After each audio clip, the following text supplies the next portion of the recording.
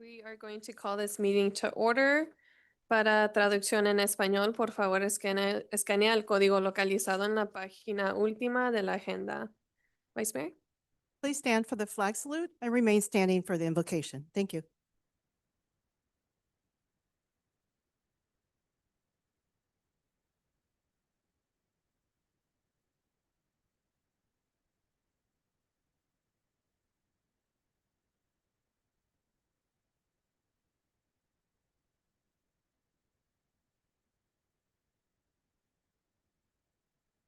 Yeah, good evening. I'm Pastor Minor Merlo from Riverbank Assembly of God, and I'm going to do the invocation. So, Heavenly Father, we just want to thank you, Lord, for this beautiful, awesome day that you have given us, God.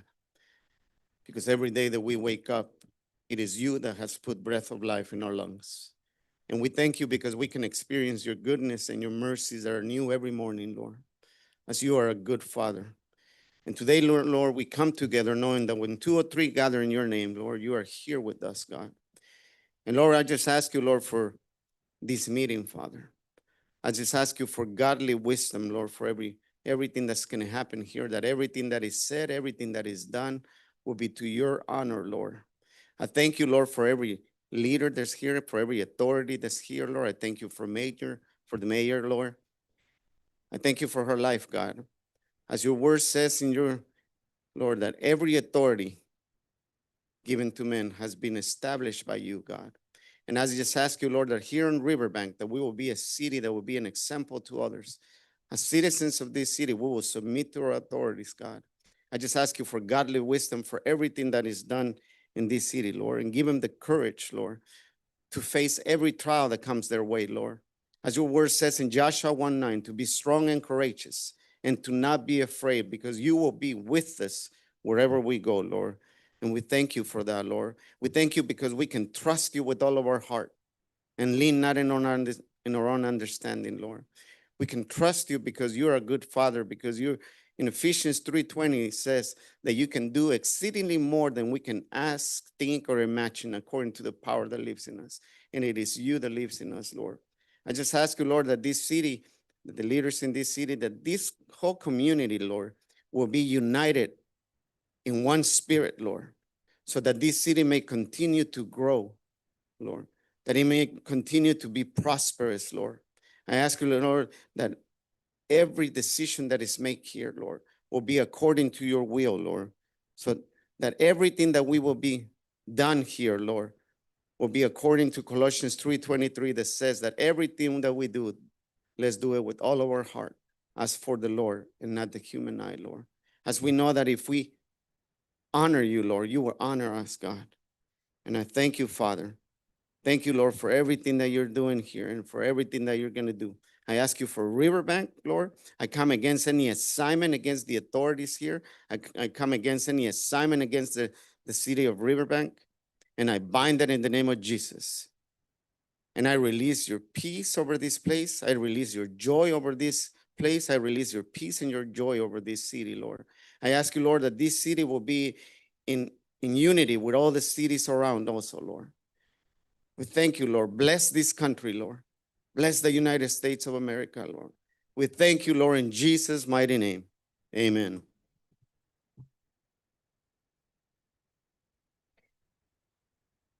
Thank you. There are no agenda changes this time. Any council authority member or staff who has direct conflict of interest on any scheduled agenda item is to declare at this time. Roll call, please. Councilmember Uribe, Here. Councilmember Pimentel, Here. Councilmember Call, Here. Vice Mayor Fossey, Here. Mayor Hernandez. Here. Thank you. Okay, any conflict of interest? All right, presentations. If we could have representatives from Golden Valley Health Centers.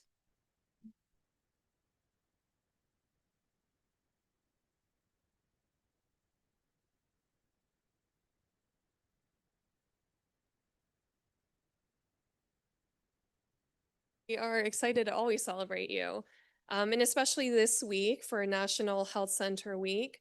Whereas for over 60 years, the community health centers have provided high quality, affordable, comprehensive primary and preventative health care in our nation's medically underserved communities. delivering value to and having a significant impact on America's healthcare system. Whereas community health centers are a critical element in our health system, serving rural, suburban, frontier, and urban populations, and often providing the only accessible and dependable source of primary care in their communities. Nationwide, community health centers serve in 1 of every 5 residents of rural areas.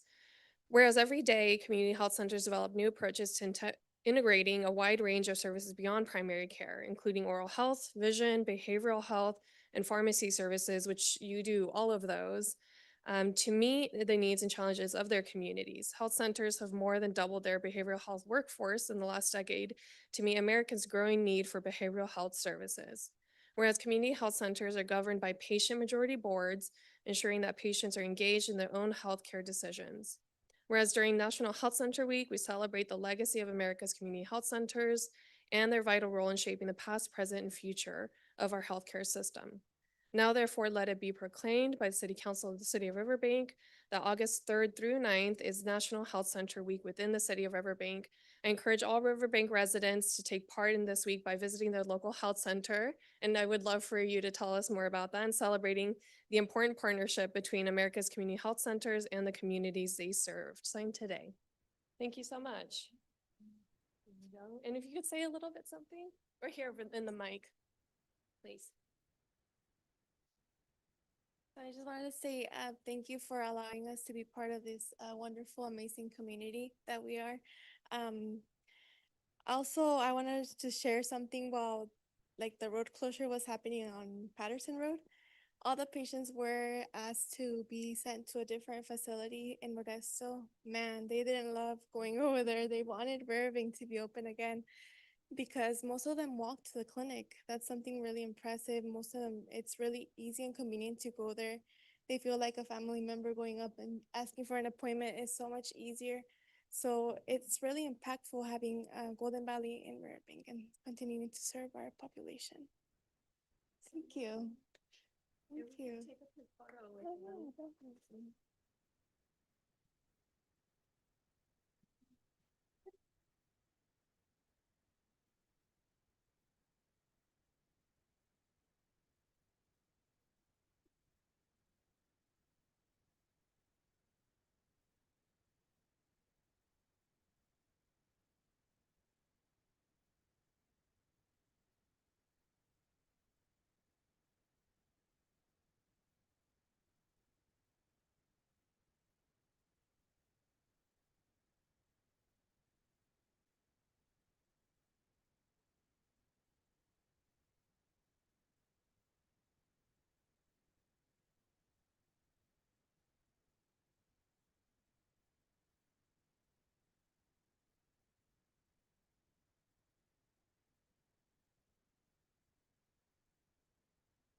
We have a presentation on behalf of Parks and Recreation.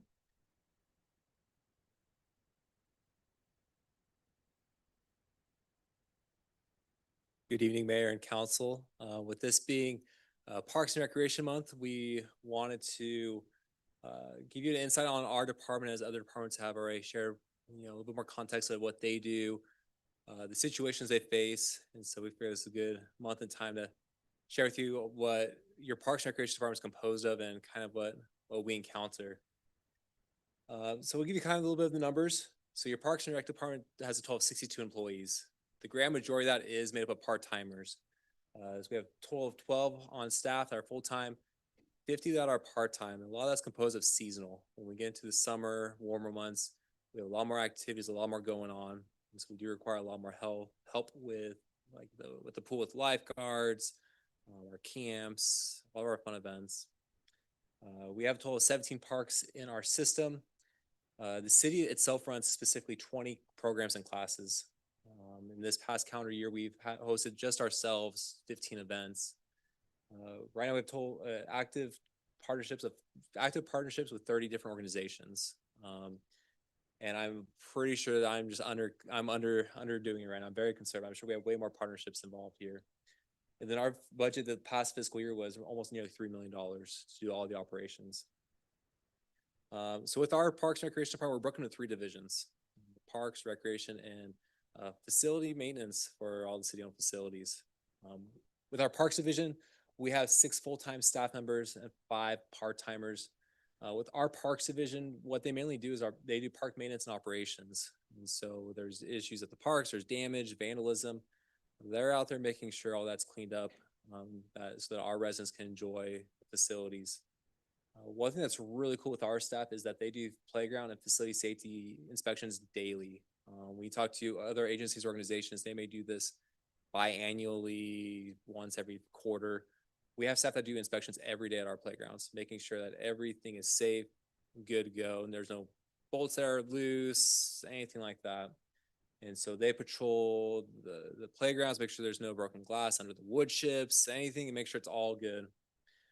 We also see athletic fields and courts. That has a whole different care and maintenance system set with it. With courts, they crack. With fields, they have heavier usage based on what's going on with them. So they do take care of a lot of that.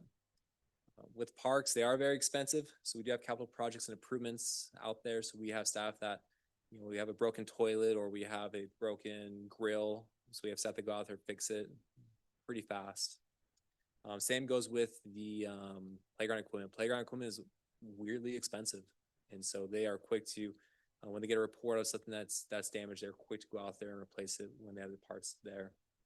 We take care of the irrigation and water management. So with us being California and lovely droughts, we make sure that we don't overuse the water that we shouldn't be using, but we also make sure our parks are well taken care of, that they're green. We do have staff to go out there to our parks and make sure that the irrigation systems are working well, the timers are where they're supposed to be. And then they do provide support for events and rentals. So we do have all of our events.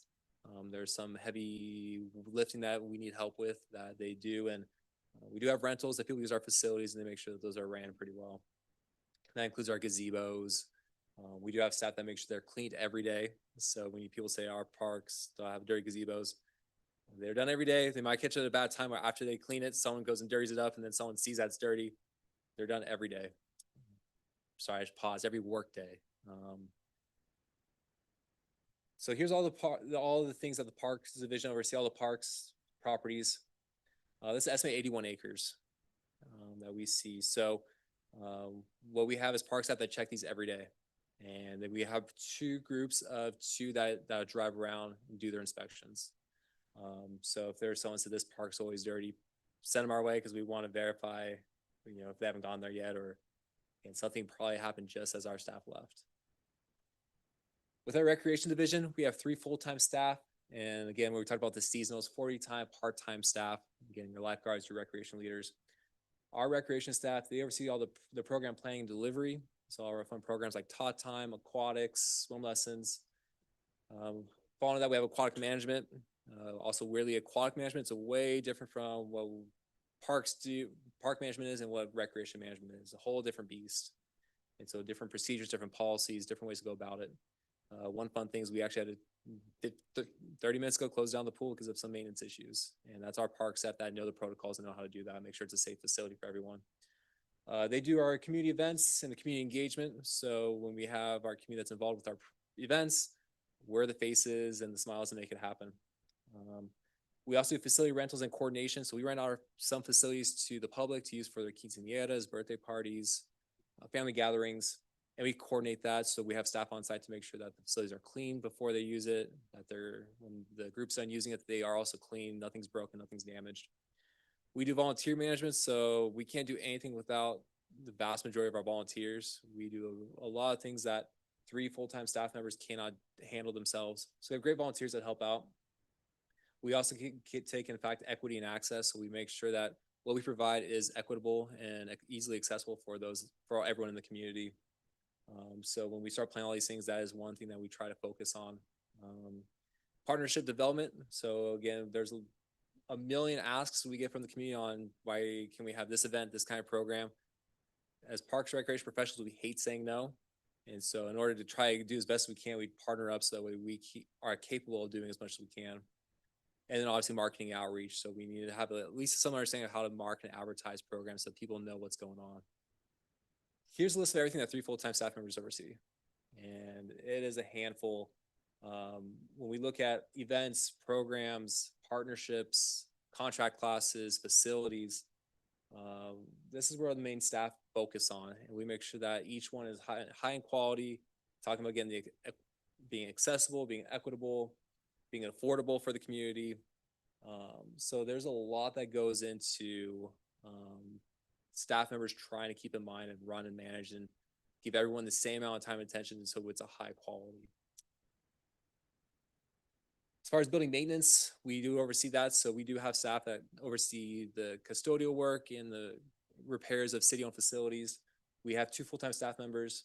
Again, they oversee the maintenance and repairs. So if there's a broken door hinge or the roof is leaking, they oversee that. Custodial services, so they do the cleaning of the facilities. Preventative maintenance, facility support for events and rentals. So when we have a big event coming up, or a good example was the workshop for a Riverwalk. Our staff were there to make sure it was all nice and dandy for you guys. Renovation support, work order management. So if there's an issue, city staff submits a work order and our staff respond to that quickly. Safety compliance. So they're looking at fire extinguishers, fire alarms, all that stuff, make sure everything's in compliance.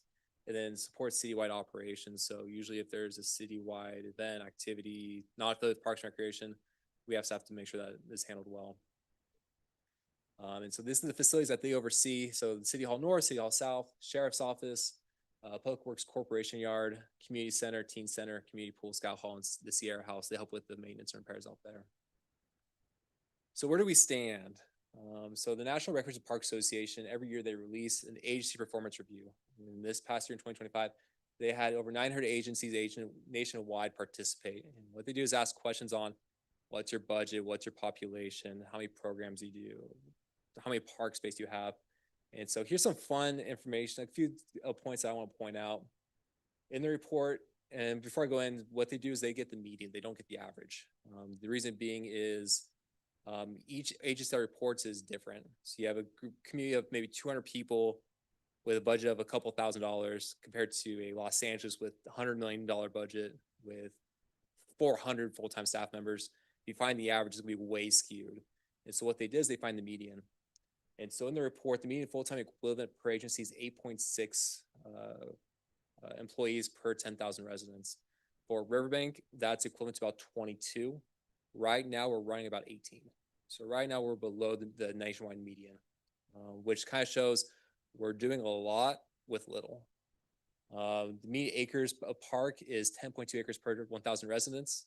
If you look at say Riverbank, that's about 250 acres to be at the nationwide median. Right now we're at 81. So we're way behind on park acreage available for residents. And then operating expenses per capita is about $103.13. We're actually on par with that. So we were grateful for the city council for investing in the Parks and Recreation and doing so and trusting us with taxpayer funds to ensure that we have great parks, great programming, and something available for the community to participate in and feel like home. So I want to be able to answer any questions or thoughts that the city council has with Parks and Recreation. Any questions, comments? No questions, just a comment. So you mentioned Los Angeles. I was actually speaking to a resident who just moved up from Los Angeles and could not believe how many events, just things to do for their kids that were available in the city of Riverbank. So you guys are doing a lot, and it probably goes with all those partnerships that you've mentioned. I know you have a ton of other stuff in the works, and so I just kind of applaud your small group that's doing so much. So kudos. Any other comments, questions? All right, thank you. Next, item 7.3, presentation, Riverbank Police Services Overview.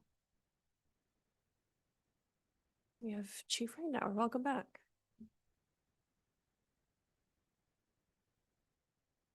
Good evening, Mayor and Council. I'm going to give you a presentation tonight on the history of Riverbank Police Services and kind of a general overview of what our agency makeup and which each division does.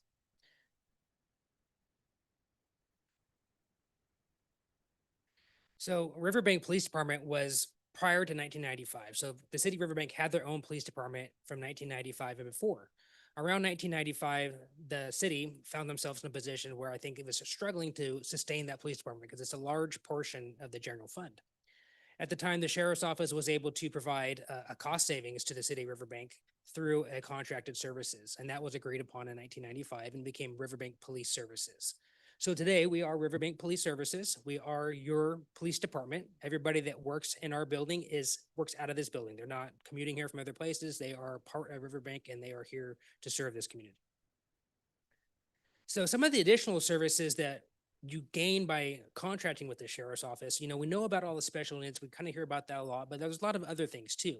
So a few of them I mentioned, I put on the board so we can talk about is like a training division. So a smaller agency, the staff has to maintain everybody's training records, make sure that they're going on their required trainings that are mandated by the police officer standards and training from California, but also trainings that keep them fresh and current with latest trends and techniques. So we have an entire division that is full-time dedicated to that at the Sheriff's Training Facility. Internal investigations. We have an entire investigation unit that looks into anything from citizen complaints to complaints that we receive from internally to whatever it may be. But we have an entire division, again, that investigates those. We have our own payroll division. So you can imagine the Sheriff's Office has a large amount of employees, and that takes away, that having our own payroll takes away from other people's work having to do that. Human resources, obviously, background investigators. That's a huge one. A lot of smaller agencies have to contract that service out additionally to send out a background for new employees or new hires. We do that internally. Obviously, the finance division, you can imagine, being as large a budget as it is, making sure that we keep up with all our vehicle replacements, billings, and everything that we purchase and make sure that's accounted for and within county guidelines. A discipline review board. This is a part of the internal investigations. I actually served on this board a while back. So we have an internal board that rotates through staff. So we typically have someone that's on the sworn side. Then we have somebody who's on the non-sworn side, so from like our custodial division. We have a human resource manager, and then we also involve a city or a civilian manager somewhere from the organization. So after internal investigations puts together a case, they present it to the board to review, and they look over a policy manual and they recommend either for one, it's sustained, not sustained. And if it is sustained, what do they recommend for discipline out of that? That goes then delivered to the employee, and from there, there's an appeal process as that as well. So that's another layer that is provided from the sheriff's office. Our records unit, we also will talk later about Riverbank has its own records division here, but large as a whole, there's a sheriff's office that fills in on the off hours for us 24/7 that provides that service for us. And then a threat assessment center. That's one that's it's not exactly new because it's been going for a while, but it's growing and growing, right? So our threat assessment center consists of detectives, but also civilian crime analysts that monitor the safety of the community. Is there any threats coming on board? Are there people making statements through social media that we need to monitor? Are there large scale events that are coming in? Are there anything we need to be worried about? How to be best prepared for our community? And they're working on making that more of a real-time crime center where they could have the cameras like we have along this community. If something happens, they can log in quickly and hopefully locate a suspect, missing person, whatever it may be, quickly to provide that information out. And then I mentioned earlier some of the special units. I mentioned here we got the bomb team, the SWAT team, our dive team that does all the water patrols and rescues. River patrols, that's another one specifically Riverbank. That's a huge gain is that we have deputies full-time now to river, and they spend, I would say 80% of their shift here on our river patrolling, especially through the summer and weekends. Our canine unit, we have canine deputies spread throughout the county to provide services. They routinely come to Riverbank if need be. And our drone unit or unmanned aerial unit, that is becoming pretty routine as well.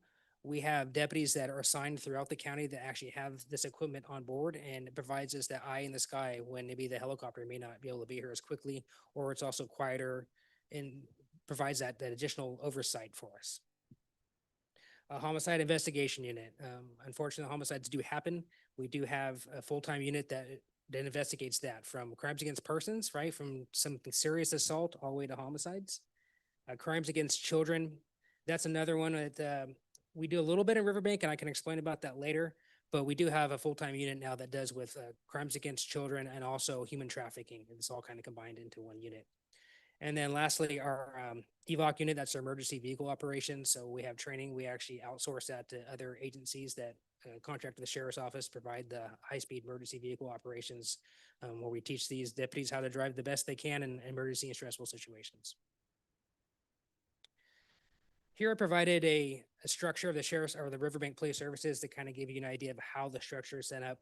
So at the top, you have your chief of police, and then below that, we have our 4 supervisors. We have 3 sworn supervisors, meaning they're law enforcement, our administrative sergeant. Many of you know Sergeant Dave Hickman. He's basically my right-hand person at the police department. And he oversees basically our day-to-day operations. And you'll see our detectives on there, traffic deputies, our community deputies, school resource officer, and then our community services officer, which is actually a civilian staff. And then we have 2 patrol sergeants, and they take care of our patrol shifts on our 2 squads, right? We have first half of the week, Sunday through Wednesday, and the second half, which is every other Wednesday through Saturday. Those folks work a swing shift position during that time period, and they oversee all of our patrol deputies, which I'll go into deeper shortly.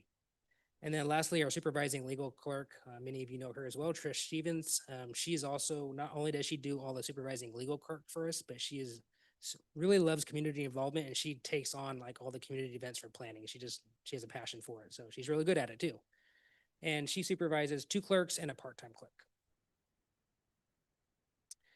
So our patrol deputies, we have 10 deputies across 2 shifts, and that's the 5, for the first half of the week and the 5 for the second half.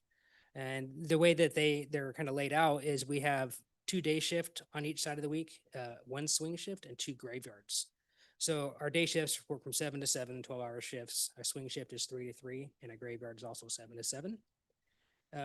With that, we do have minimum staffing levels. So our day shift and graveyard, we always have 2 deputies on at all times, 24/7. So we never go below 2 deputies in this community. If one calls in sick, we're going to have somebody coming in overtime. That's another advantage the main sheriff's office provides us, is that sometimes they may be above their minimum staffing levels, and they simply just send someone over to fill in for us. And also I should mention about coverage for supervision is that also when our sergeants are not here, and they get off at 3, that the main sheriff's office takes over the supervision for our city. Our traffic deputies, we have 3 assigned to Riverbank, and actually that should be 10-hour shifts, not 12s. I apologize for that. We have 2 that are on motorcycles, and then 1 that's in an SUV currently. They work our Monday through Fridays typically is their typical hours. They do vary based upon the needs of the community and certain events going on. And then the one that's on the traffic SUV works a little bit later in the day. So we focus a lot. Majority of our traffic issues come early in the morning, obviously through the end of a workday. But the last one does work later hours, and they kind of vary to kind of keep people guessing and when we're going to be here. But they work anywhere from 3 to 3, 12 to 12, but later in the day to provide that additional traffic enforcement and education in the community.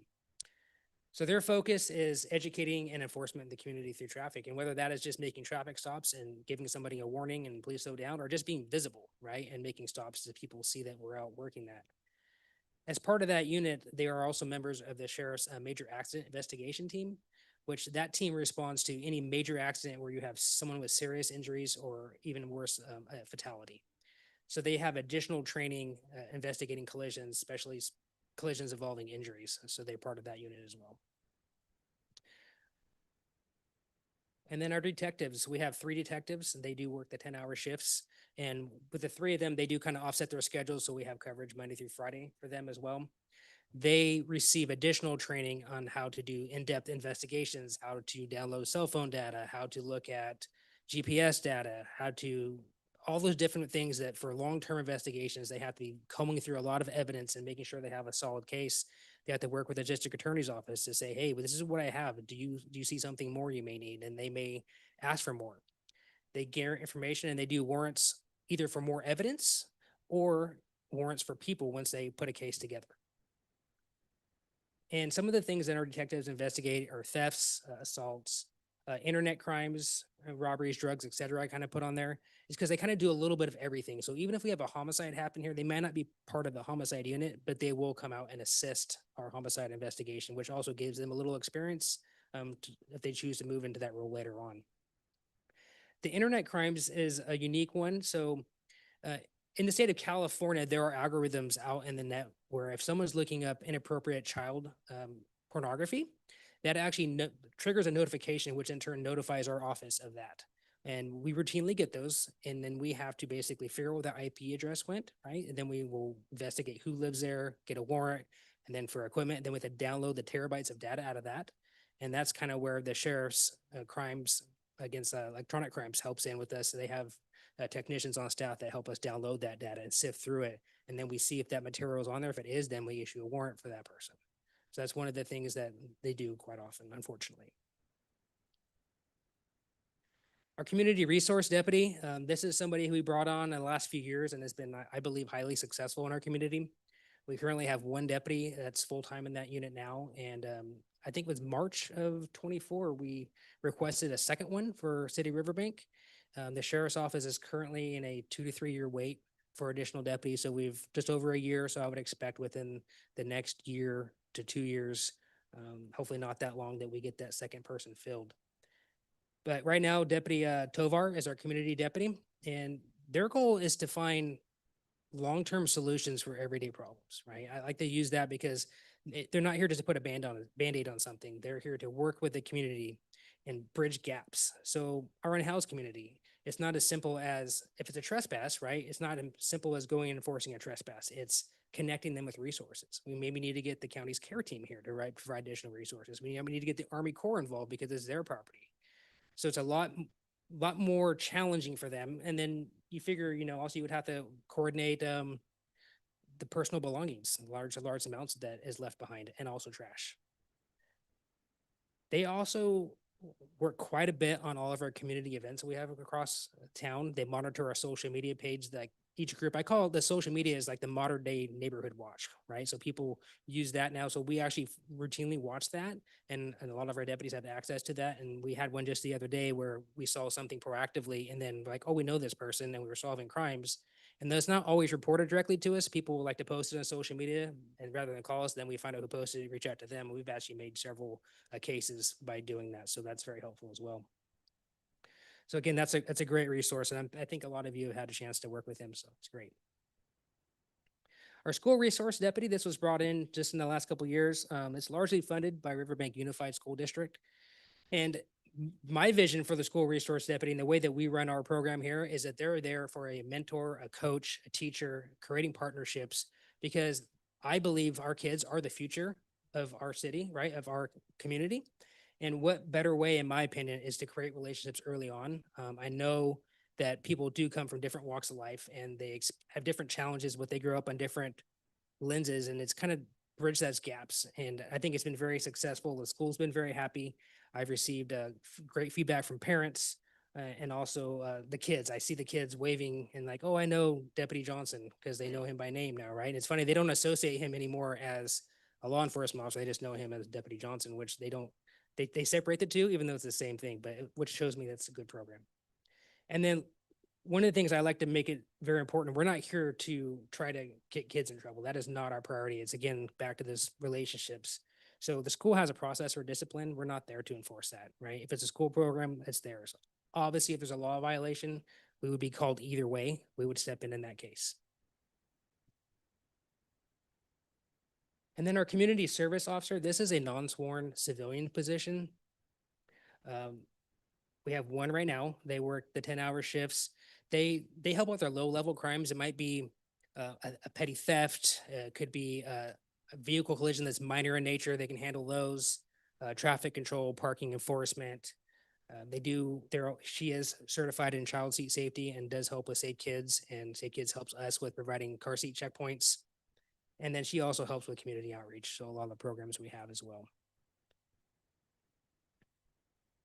Records, 2 clerks and 1 supervisor. I put on there the backbone of our operations. We create a tremendous amount of paperwork electronically and physical paper. And without them, we couldn't do our job. We couldn't provide, there's the ultimate end, right? We have to process all these things to make sure that we go follow through. So they really do, they're the face, right? When you come into our public lobby, they are the ones greeting you. So I have tremendous respect for those folks. And they love helping with community outreach. They come to most of our programs and donate their time and help with the community as well. And we spoke a little bit earlier about the sergeants. Again, we have 3, the 1 administrative and 2 patrol. And they're on duty hours. We talked about that earlier. They're that mid shift, except for the administrative sergeants are Monday through Friday, kind of day shift hours. But again, those gaps are filled by the sheriff's office after hours to make sure we have supervision 24/7.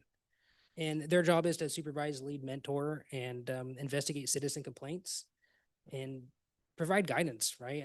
They have a lasting impact on our group and making sure that they're young and they learn the proper way of being an effective and strong law enforcement member of our community.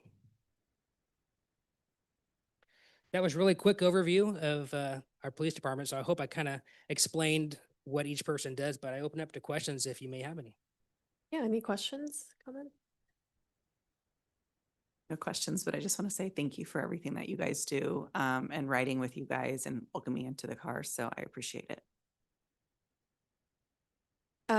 Something else that you do is train folks, right? The DUI checkpoints. So we get a lot of that activity as well, which I think it depends on who you ask, but I think it's pretty amazing.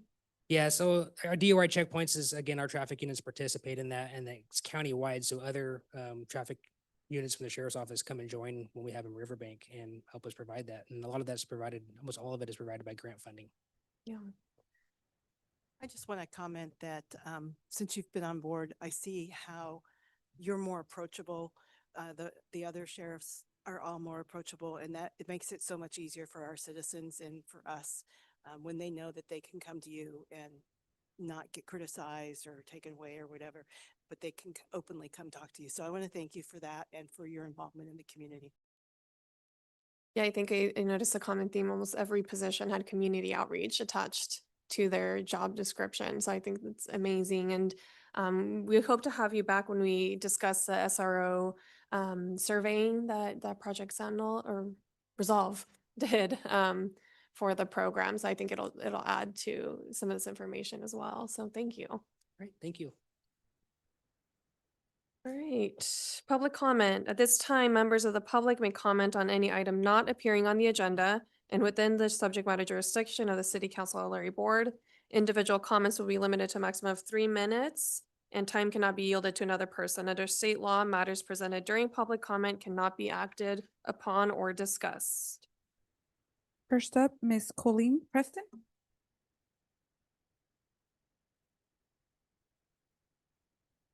Good evening. Can you hear me? All right.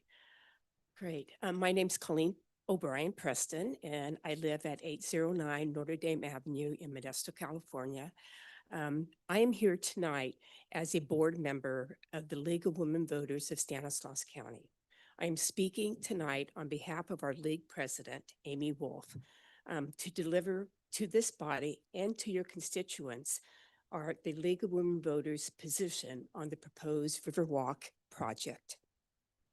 I think that Amy did send by email to many of you, so I will be reading that so that the public can also hear it. Dear Mayor and council members, the League of Women Voters of Stanislaus County has a history of study and advocacy regarding land use decisions, including comments on the 2006 Riverbank General Plan update. We recognize that farmland is irreplaceable resource, and prime farmland in particular needs to be preserved and protected. Riverbank's current sphere of influence contains land which can be developed for housing, avoiding unnecessary conversion of prime farmland in the proposed Riverwalk development area. The League of Women Voters advocates for urban development that is contiguous with existing development. Contiguous development provides more economical provision of urban services, allowing for adequate funding for infrastructure such as water, sewer, parks, schools, transportation, even the sheriff. Our organization also supports water policies and practices that protect and ensure coordinated, sustainable use of groundwater and surface water supplies for urban, agricultural, and environment purposes. We are concerned that the urbanized land use proposed for Riverwalk will affect the ability of the land to serve the purpose of aquifer recharge that can occur when the land is in agricultural use. The League of Women Voters also firmly believes in the citizens' right to vote and that the Riverbank Planning Commission and City Council should be responsive to the will of the people. The League of Women Voters of Stanislaus County supports a delay in moving forward with the Riverwalk project until after the people have voted on the anticipated ballot initiative specific to the agriculture or open space lands located west of the current city of Riverbank's limits. We thank you for your time and your consideration of our position. And if you have any questions, you can reach out to Amy. I think she supplied all of you with her email address as well as the Planning Commission. So thanks again, and you'll be hearing from us. We'll be following this whole issue. Thank you.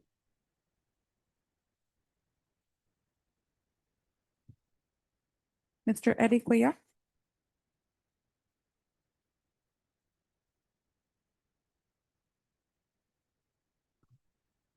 Hello, my name is Eddie Cuellar. I live on Winding River Court here in Riverbank. Forgive me, I just had eye surgery recently, so I'm kind of hard to see. But I wanted to speak about this at the meeting a few weeks ago about the Riverwalk project. However, due to my health issue, I had to leave that meeting early. As I listened to the people who oppose this project, I heard their concerns about being in a floodplain, how it will decrease precious farmland, and how it will chase away the owls, coyotes, and other animals. I also heard someone say that City of Riverbank is going through growing pains, and I believe that. And also one man said he believes that this is a great project, but not in his backyard. And I drove down Hogue Road and I saw the beautiful area and the nice homes. And I said to myself, I would like to live over here someday too. With all due respect, most of the people opposing this project, including myself, may not be here in 10 to 20 years. And more than likely, their children and grandchildren will end up selling their property anyway. I grew up in Tracy, and I recall in the late 70s, this same topic was happening as the city and developers wanted to expand Tracy southward. If you look at Tracy, the city has grown south to Linney Road and now into the Tracy Hills. I have a good friend whose family owned over 700 acres of walnut orchards, and after his dad passed away, he sold the family land for over $20 million. In the late 90s, after flooding the southern part of Manteca, the Army Corps of Engineers came in and they raised and straightened the levees. And then Manteca since then has grown to thousands of homes south of the 120 between McKinley Road and Highway 99.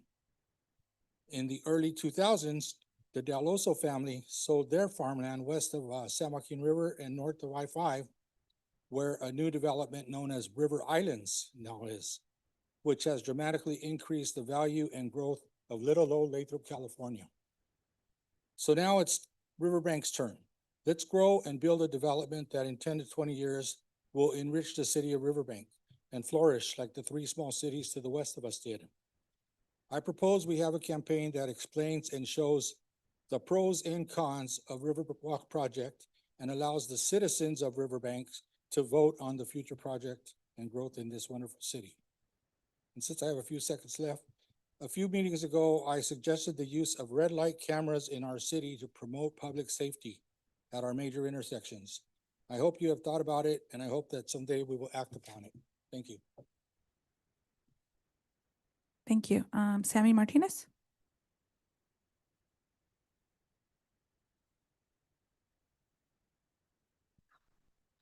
Hi, City Council, Mayor, City Manager. I'm Sandy Martinez. I am City Leader for Love Riverbank. I wanted to start out by thanking all of you and the community who came out to support us during our 4th of July bicycle parade. We had a turnout of over 200 people and we're very excited to bring it back next year. I'd like to invite everybody to take part in our community closet. We will be opening our doors for drop-off on July 30th through August 1st from 5 p.m. to 7:30. You can drop off gently used clothing, school supplies, so that our community who is in need can come and shop on August 2nd at the Community Praise Tabernacle Church on Stanislaus Street. We will also be hosting Narcan training. We're going to have 2 sessions, one in English on August 12th and a second in Spanish on August 13th. So again, thank you guys from Love Riverbank. We really appreciate your support. Moving forward, let's get down to business. So as a Riverbank resident, I'm here to express deep concern regarding a potential conflict of interest involving the Riverwalk development and its recent donation to the Riverbank Sister Cities Committee. While I understand and appreciate the value of community donations, such as those made to support city events like the Cheese and Wine Festival, it is important to acknowledge a key distinction in this case. The Sister Cities Committee is not only a civic organization, but is currently represented by 2 sitting city council members, Councilman Uribe and Councilman Pimentel. who are publicly active within the committee and will also be in a position to vote on the Riverwalk project. The acceptance of a donation from Riverwalk developers by a committee so closely tied to voting members of the city council raises serious concerns about the appearance of undue influence or bias. Even if no actual impropriety has occurred, the perception of favoritism or compromised judgment can erode public trust in the transparency and fairness of our local government. As a resident, I'm asking for 2 actionable items. First, I'm requesting that Councilman Uribe and Councilman Pimentel recuse themselves from any further discussions, deliberations, actions, or votes related to the Riverwalk development or any associated projects. This action would not only help preserve public confidence in the decision-making process, but also ensure that all proceedings are held to the highest ethical standards.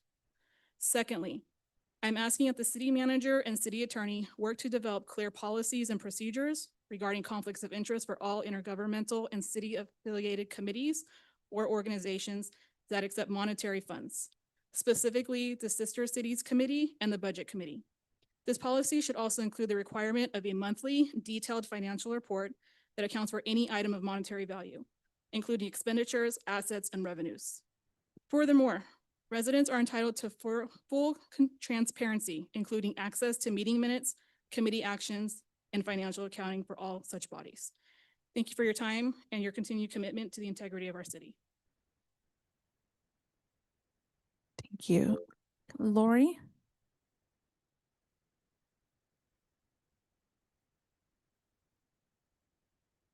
Ms. Mayor, City Council, I just want to say, first of all, next year will be our 10-year anniversary for being a city resident, and so I'm really excited. I also want to thank you for all that you do on behalf of our community, our Sheriff Department, Parks and Recreation. And I'm also a small business, but I would like to talk about chamber activities for a few minutes and invite you all to, first of all, on August 11th from 11:30 to 12, Raising Cane, say it 3 times fast, Raising Cane's Chicken Fingers will be doing their open house or ribbon cutting, and we'd like to invite you all to come, Ms. Mayor, and to do the ribbon cutting with them. So we're really excited about them coming. I've had an opportunity to talk with Mike Shane, and he's been coordinating this event. So I'm excited. They're going to have music, mariachi band, and I think Luis has been very helpful, and I appreciate your help there. So thank you very much. And then on August 9th at the Red Robin, we're going to host a membership drive for the chamber. And if you have time, it'll be from, what did I say, 11:30 to 1:30. So if you could come by, say hello, and encourage new businesses that might be coming to the area, or if you know any, and invite them to come and to the membership drive, as we're looking to really grow our chamber and to get very, very active in our community. So we hope that you see the activities that are going on, and we're really excited about it. And then on August 20th, for the 108 Sports Club, we're going to have a mixer, and you're all invited as well, and the community's invited. So come on down. And that's at from 5:30 to 7:30 at the 108 Lounge. And that's at 108 Sports, let's see, 3119. Is it Atchison? How do you say it? Okay. And Street in Riverbank. So I'll come out and support, and we thank you. And again, thank you for all that you do on our behalf. Thank you. Mr. Fred Walton?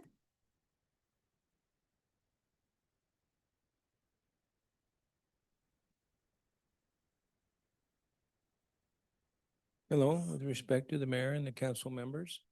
My name is Fred Walton. I live on Hogue Road. I live above the Riverwalk project. I don't know how long I'll be living there. Our family is selling out our property there, but I am concerned about the river bottom. The river bottom was originally developed for farming, was leveled, bank was put up along the river so it could be farmed. It's a large farm. It has lots of water, pretty much drought resistant, which is good. You can grow about just anything down there.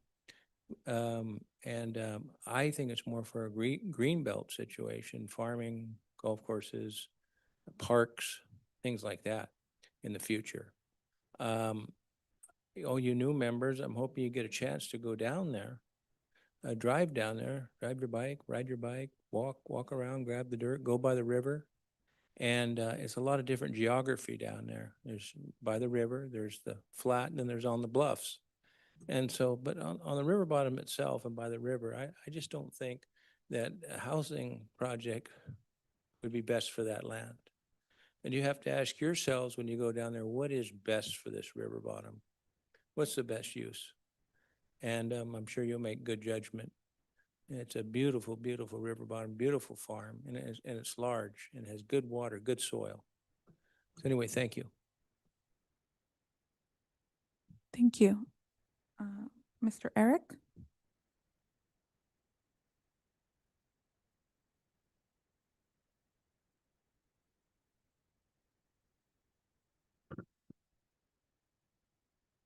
Good evening, Mayor Hernandez, City Manager, and council members.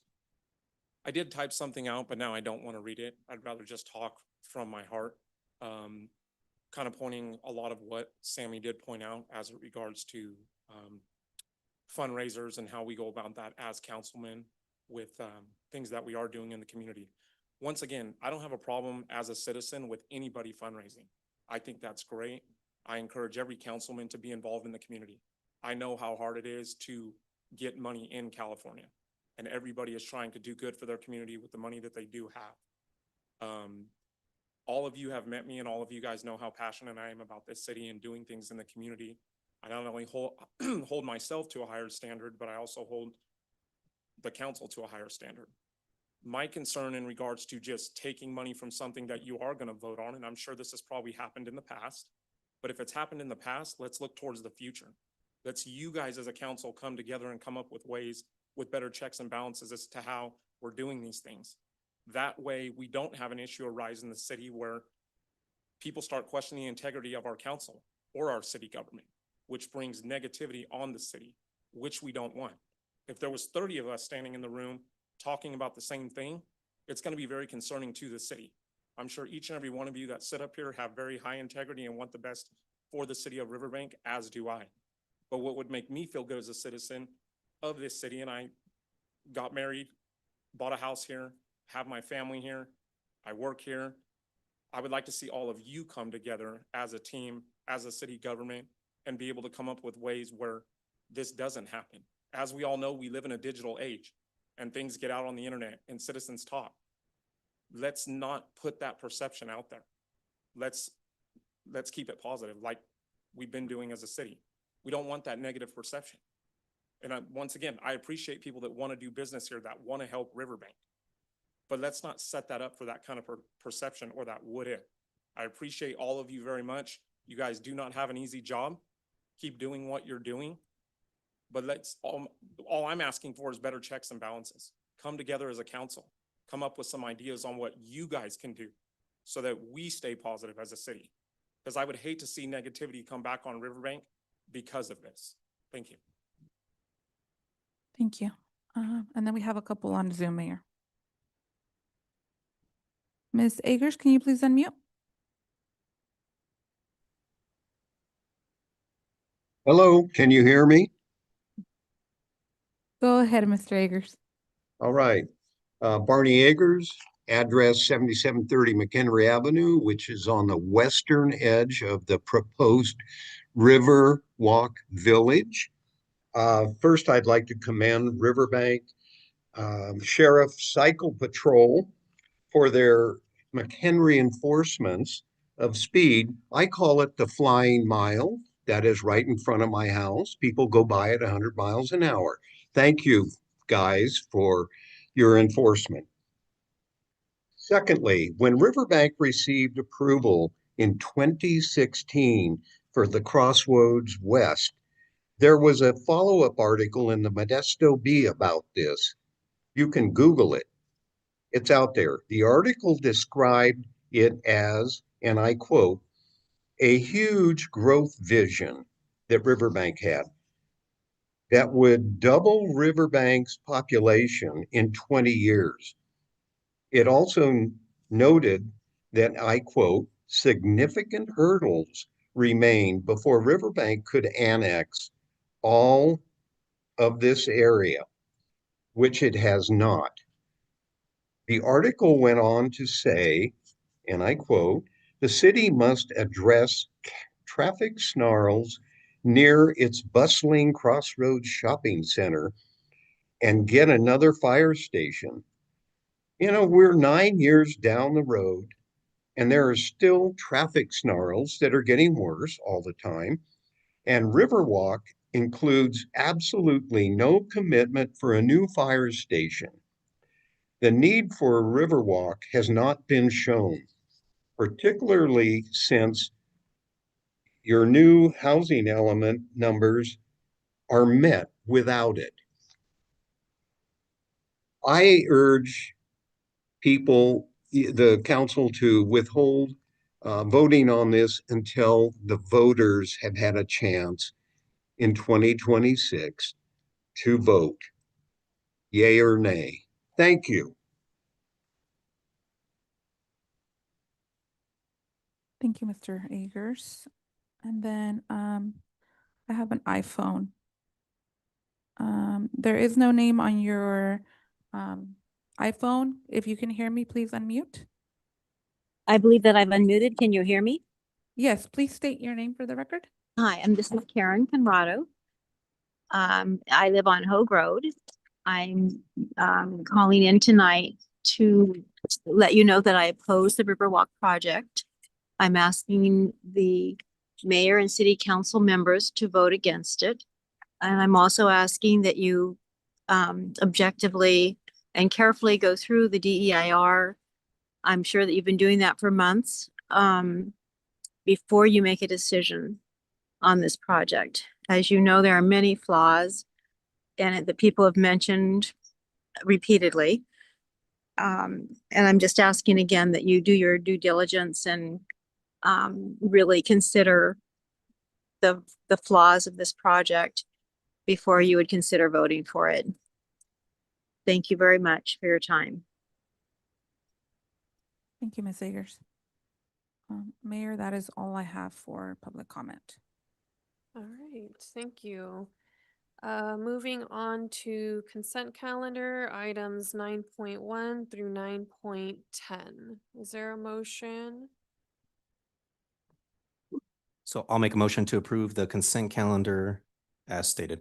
Second. Roll call, please. Councilmember Uribe? Yes. Councilmember Pimentel? Yes. Councilmember Call? Yes. Vice Mayor Fossey?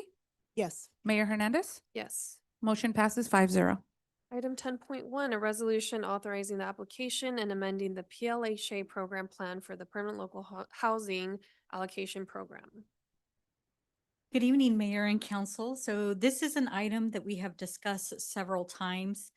Back in 2017, SB 2 was adopted by the state of California, which provides a permanent funding source for increasing affordable housing within each of our jurisdictions. 70% of that funding was allocated to local government for eligible housing-related projects.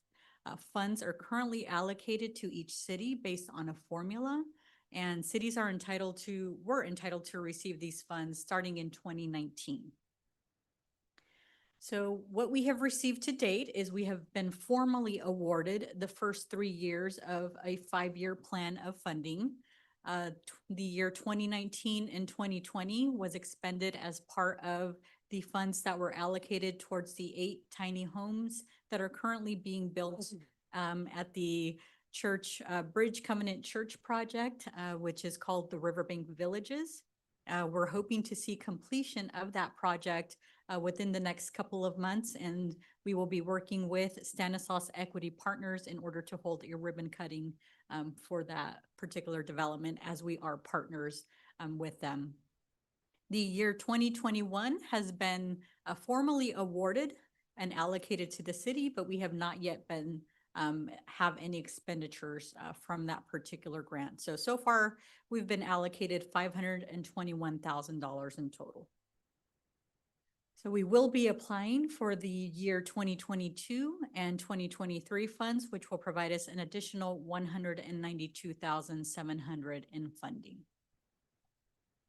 So there's a whole slew of activities that are eligible for funding as part of this PLHA. The first is the pre-development, development, and acquisition of rental housing that's affordable to extremely low, very low, low, or moderate income households. The second is the pre-development, development, and acquisition and rehabilitation and preservation of affordable rental and ownership housing. That includes accessory dwelling units, and that could meet the needs of a workforce that can earn up to 120% of AMI. The third is matching funds that will go into a local or regional housing trust funds. This is something that Stanislaus County is looking to implement and would basically establish sort of a bank that would allow for developers to pull funding from in order to purchase vacant land for affordable housing projects throughout Stanislaus County. The fourth is matching funds to the low and moderate income housing asset fund. This is something that survived from the redevelopment age where 20% of tax increment revenue that would come to the city had to be set aside for affordable housing projects. At this time, the city no longer has a redevelopment agency, therefore we're no longer receiving any tax increment funding, so allocating funds towards this would not make sense for us. The fifth is capitalized reserves for services that are connected to the preservation and creation of permanent supportive housing. So when we have a permanent supportive housing project that exists, that might require on-site services to be provided to the residents who live there, you are able to share a portion of what you receive from PLHA in order to help fund those services. Number 6 is assisting persons who are experiencing or at risk of homelessness. So there's a whole slew of potential expenses that qualify under that.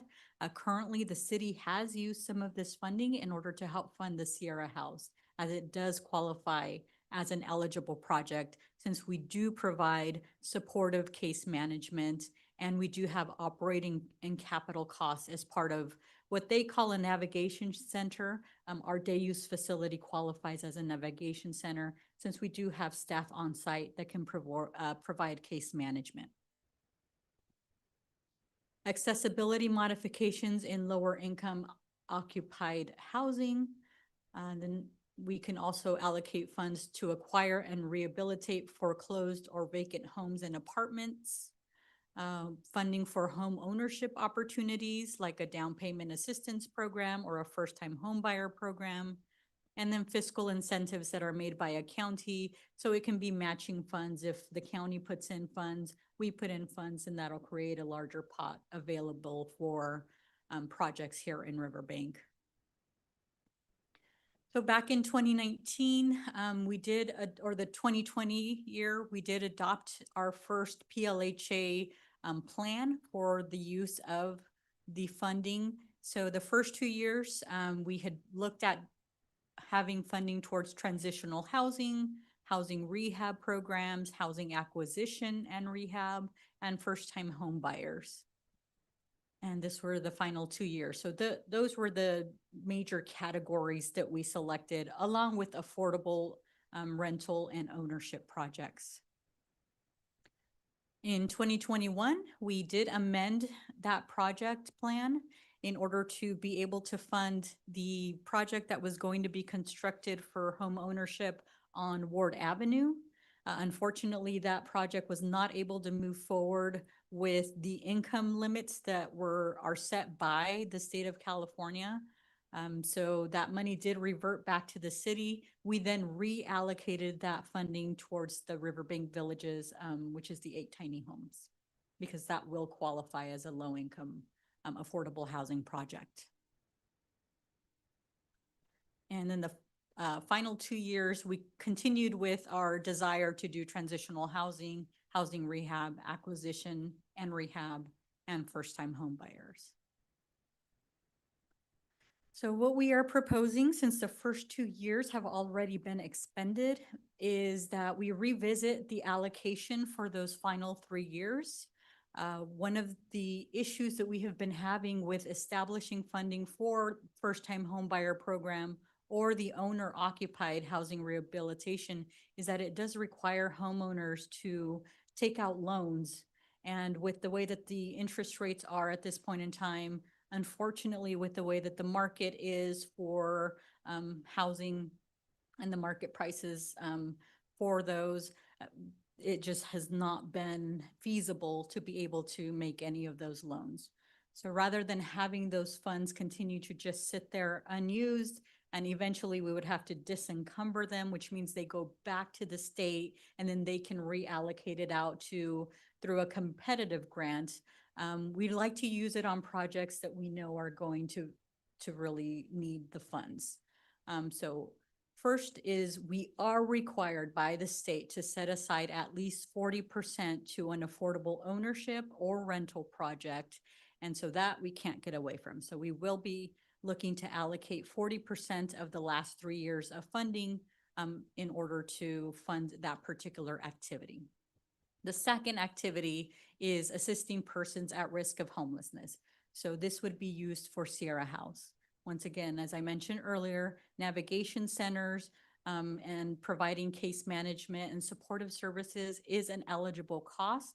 And so we are proposing that 60% of these funds be dedicated towards Sierra House. What that will do is it will help alleviate this first year of general funds that we had to allocate towards that project. I do want to caution council that when these grant fundings do go away, there's a realization that the general fund will have to pick those up once again in order to make sure that we provide some consistency and continuity to the programs we offer. So what that looks like for the final 3 years, if we do the 40% allocation to the affordable ownership or rental project, is that approximately 160,000 will be allocated to that activity, and then 239,000 would be allocated to the Sierra House. This year's budget for Sierra House is 350, so the general fund would still have to pick up the balance, but we would be able to fund a significant portion of that through the PLHA funds. And those funds could immediately be spent without having to go through any approval process through the state. When you do look at affordable ownership and rental projects, those actually have to be approved by the state before you could even allocate the funds. And so the option is to adopt the PLHA plan as presented for the final 3 years of this spending plan, or provide feedback on potential amendments to the years 2021 through 2023. And I'm available for any questions you may have. Thank you. Any questions or comments from council? So I'll just make a couple comments. So this aligns perfectly with our strategic plan that we all kind of had a discussion with. And it was, the word I'm going to use is the council was very united in committing funds to ensure that Sierra House continues, right? And so we're seeing across the county, we're seeing other programs closing, right? Naomi's House in Patterson, Host House has just closed down. So they have nothing now, right? And so this is going to take a commitment. We understand this is going to cover a huge percentage of 1 year, but I feel like we should make that commitment moving forward. We understand it's going to have to come out of the general fund, but it is going to serve those most in need. And so I'm absolutely thrilled that we were able to modify it from the 40% to the 60. So a large portion is going towards this. So 100% supported. Thank you. Any other comments from council? So I think with anything, it takes a couple years for it to kind of settle in, for us to see results and get some data back. And so I feel like I'd be supportive of option one. That being said, I think it's valid to look at the nuance with what happened with Host House and kind of, which is a whole different discussion, but bring back Cambridge to talk through, how to ensure success over these next 3 years should we move forward with this plan. And so, yeah, that's where I'm at right now. And so, yes, we are gonna open this item for a public hearing. Any public comments? Mayor, we have no public comments on this item. Anyone in chambers? All right, I will close this public hearing and bring it back to council for any other comments or questions or to entertain a motion. So I'll make a motion to approve item 10.1 for option 1, allocating 60% of PLHA to Sierra House. A second. Roll call, please. I heard both.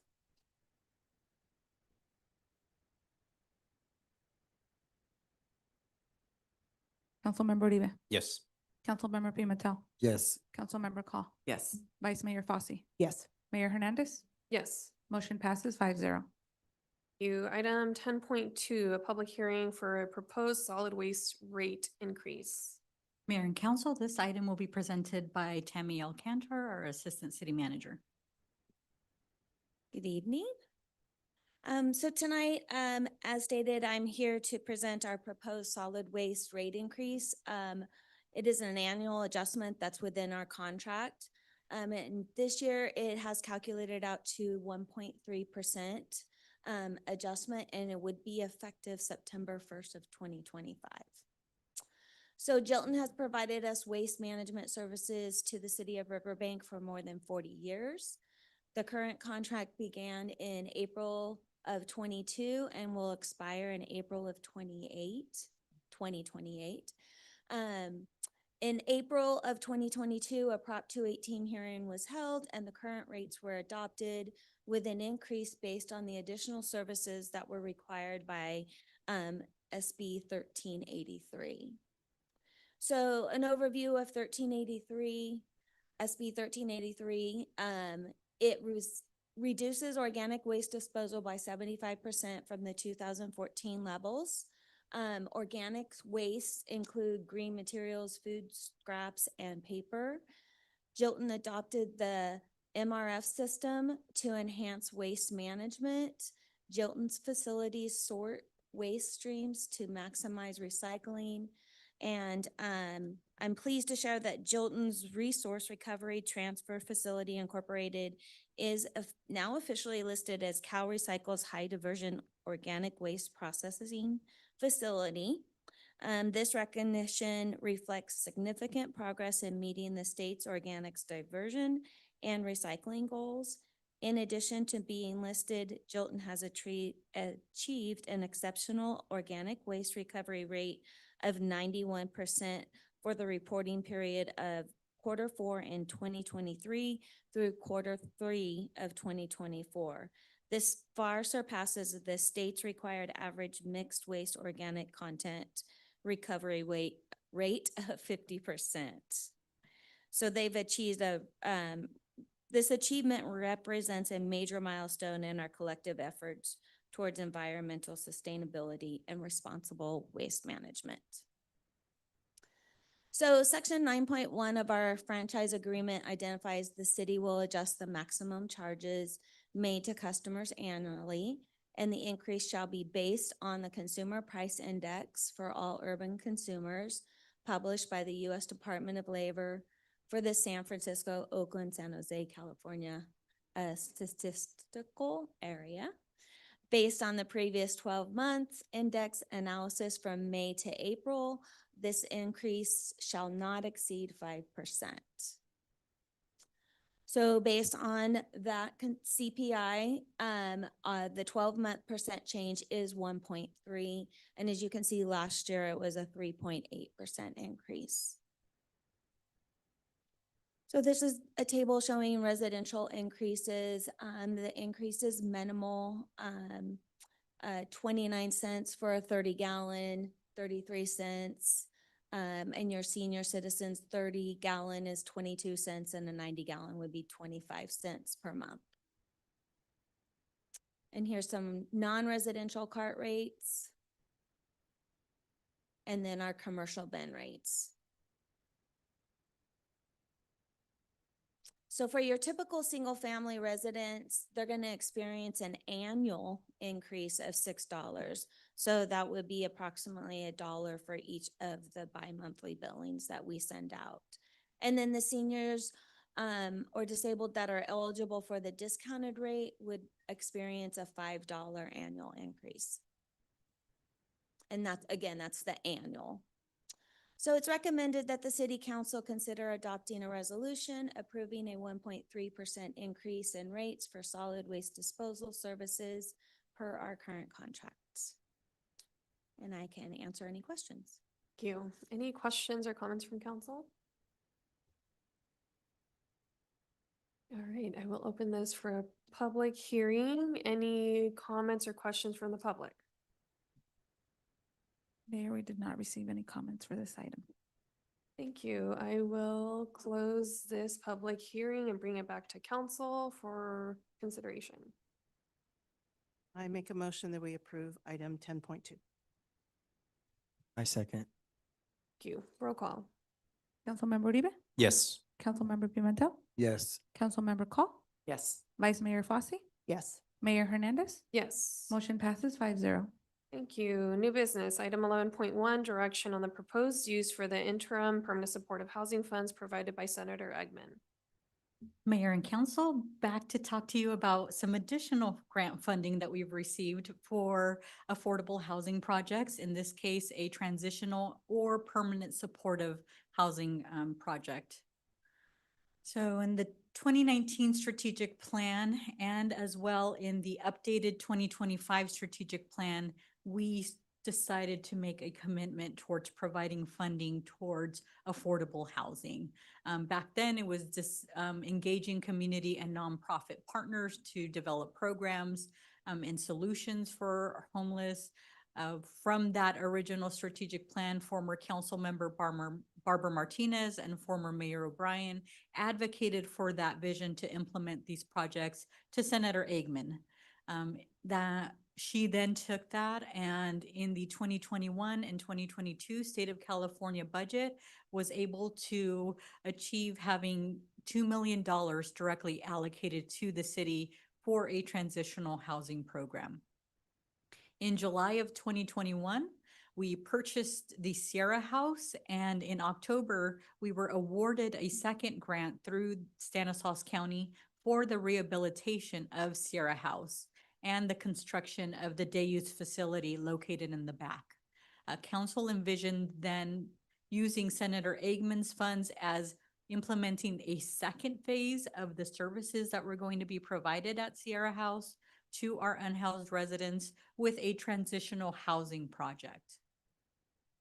And so in April of 2022, Jackson and Stanislaus property was purchased, and we actually used our American Rescue Plan Act funds in order to achieve that purpose, to leave the $2 million in Senator Eggman's funds intact in order to be able to complete the construction. In June of 23, we did issue a request for proposals that was released in order to develop that site for a transitional or permanent supportive housing project.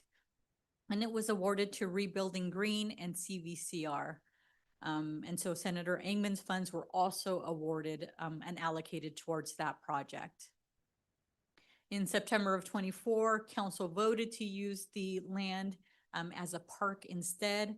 And so we decided to use $500,000 of the funds in order to complete the construction of Sierra House, since the funding that we received from the county was only partial funding of what we needed. In January of 25, so earlier this year, council allocated the remaining 1.5 towards a permanent supportive housing project that was being proposed on Morrell Avenue by CVCR. And in April of 25, we were advised that the project would not be moving forward. So a couple of options, because now that 1.5 becomes available once again. So option number one would be purchase vacant land, which is what we did with Stanislaus and Jackson, and then issue a request for proposals from affordable housing developers so that they could construct a transitional or permanent supportive housing project on that land. The second would be to issue a notice of funding availability to affordable housing developers that can be used towards the construction of a transitional or permanent supportive housing project. The third would be to use the funds for the operations of the Sierra House and the day use facility. During the public hearing that we held earlier, we did talk about the fact that we are allocating or did allocate $350,000 from the general fund to fund the operations of Sierra House. And we now have reallocated our PLHA funds in order to offset some of that cost. But of course, as I mentioned, that is one-time funding that will eventually go away. If we were to allocate 100% of the funding, we could potentially fund up to 5 years of the operations. Sierra House itself is considered a transitional housing project, and so we could allocate it towards the operations of the house. City will, I mentioned, city will be seeking state approval to allocate the 60% as per the approval that council gave tonight. And then, of course, there's always the option that you could take that 1.5 million and allocate it to a variety of projects of your choosing with any of the first three options that were presented. So our recommendation for tonight is to provide feedback to staff on the preferred option and reach consensus and approve by roll call vote. Should option number 1 be selected, we will work with a real estate agent in order to look at vacant land. Obviously, there is vacant land that has been identified as part of the housing element. So we would look to reach out to the property owners to see if there's any interest in selling that land. We know that currently land values are extremely high. So we may need to use 100% of that funding depending on the size of the vacant land that we would be looking to purchase. If option number 2 was selected, issuing a notice of funding availability is a similar process to issuing a request for proposals. So that would require us to prepare that document that would then be published and sent out to affordable housing developers, not only throughout the city, but throughout Stanislaus County and beyond as well, in order to have them submit their proposed developments in order to allocate the funding towards those projects. So the projects would then be evaluated by city staff and city council in order to select the best project. And then, of course, if we were to allocate the funds to Sierra House, that would be easily shifted from the general fund over to the Transitional Permanent Supportive Housing Fund, where this funding is currently being accounted for. So that's just a little background on each of the three options. So at this time, I am available for any questions that council. Thank you. Thank you. Any questions or comments from council at this point? I believe, as Councilman Uribe said, I think we all want to support the Sierra House, so I would be willing to do number 3, which would fund the Sierra House for the next couple of years.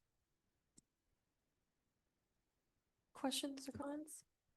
So I'm kind of teetering around a little bit. I definitely don't want to do number 1 because we have very little infill currently, and that would really tie up some land that could be used for other purposes. I'm teetering with the partial allocation to Sierra House and kind of divvying up the 1.5. Can we do that? Yeah, as I mentioned, any combination of options 1 through 3 would be eligible. Yeah, I think alleviating the general fund in some way is helpful at this point with the increases everywhere else, especially with the funding for CalPERS and other things that we've had to put money towards.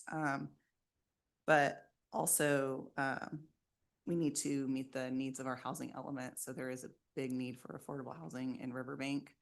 But definitely, and we talked about this, but parameters and really vetting out the applicants on that RFP. So I'm interested to hear everyone else because I'm between 2 and 3. And you are not alone. So I was actually kind of going back and forth between option 2 and 3. 3 would be immediate, right? So we can allocate that directly to Sierra House.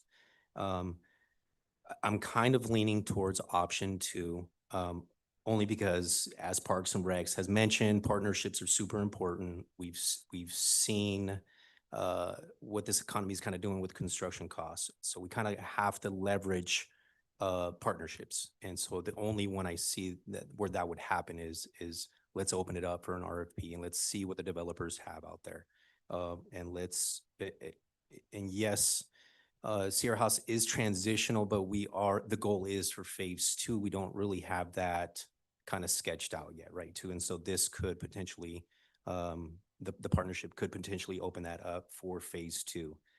So I'm going to lean towards like Stacy was on 2 and 3, but I'm going to go option 2 only because it would be a bigger impact just to do the whole thing. And then if the Sierra House, in my opinion, as we stated on 10-1, will fund it through the general fund if need be, right? And so then this would open the RFP for the 1.5, and we just voted on PLHA. So that would open an RFP for the 160. So we'd have both options there for if we went for 2. You. I agree. I think we've built something great with Sierra House. And after, going through what we went through at the beginning of this year, I think it would be great to move forward with, full funding, full vetting of a partner, to have the full 1.5 million make an impact for them and put them at a higher likelihood of receiving grants and having full resources at their disposal for a project. And so that's where I'm leaning as well. So option 2. If there's nothing else, is there any public comment? Mayor, we do have one on Zoom.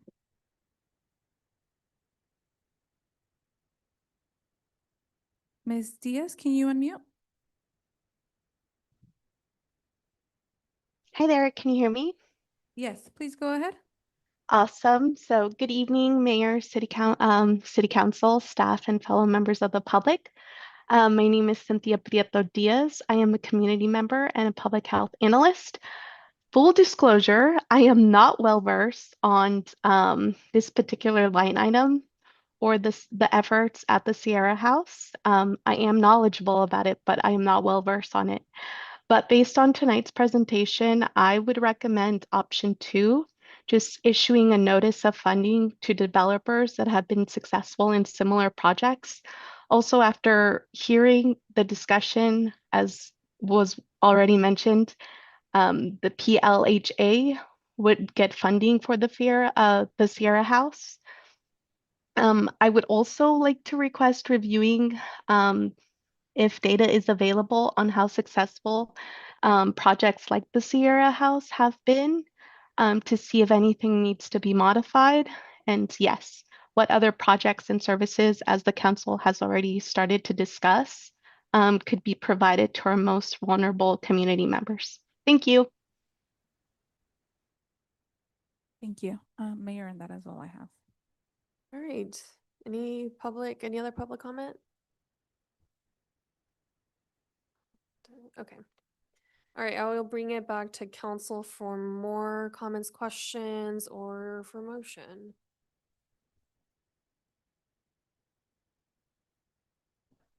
I'll make a motion to You good, John? move forward. Yeah, okay. To move forward with option 2, to issue NOFA. I'll second it. Roll call, please. Councilmember Uribe? Yes. Councilmember Pimentel? Yes. Councilmember Call? Yes. Vice Mayor Fossey? Yes. Mayor Hernandez? Yes. Motion passes 5-0 for option 2. Thank you. And now item 11.2, a designation appointment of a primary and alternate member to the City Youth Council, nomination of community members to serve in the Youth Council interview panel, and a resolution setting the meeting stipend for Youth Council members. Mayor and Council, your city clerk, Gabby Hernandez, will provide this report. Mayor, Council. So we have the Youth Council program back for some items that we need direction on. One of those, sorry, let me go back. We approved the Youth Council program at the meeting of June 10th to engage youth in civic leadership and local government. We did launch a little flyer letting the community know that the Youth Council would become available early August.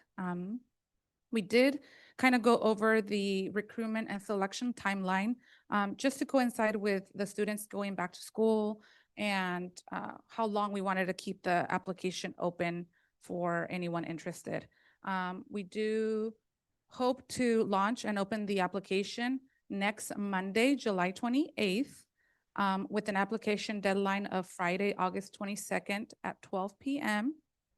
That gives it about close to a month with a few days. But that would give opportunity for the students that are going back to school around the first week of August, but kind of could figure out if they want to do sports or if they want to join youth council. We have a tentative timeline for the interviews. We decided to do a Saturday just because there are students that have after school activities, sports, other engagements that they might not be able to reschedule, but they still want to be a part of youth council and they would be able to attend interviews on a Saturday. So the time is dependent on how many applicants we do get.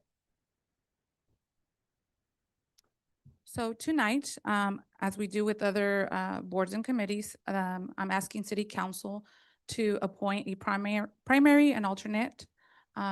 This appointment would be for 1 year until we move on to the next cohort. And this primary and alternate would help and assist with outreach to engage the youth applicants, mentor the youth council, and assist with the development of bylaws and the planned events. So I can bring it back or we can you can discuss it now. It's up to you.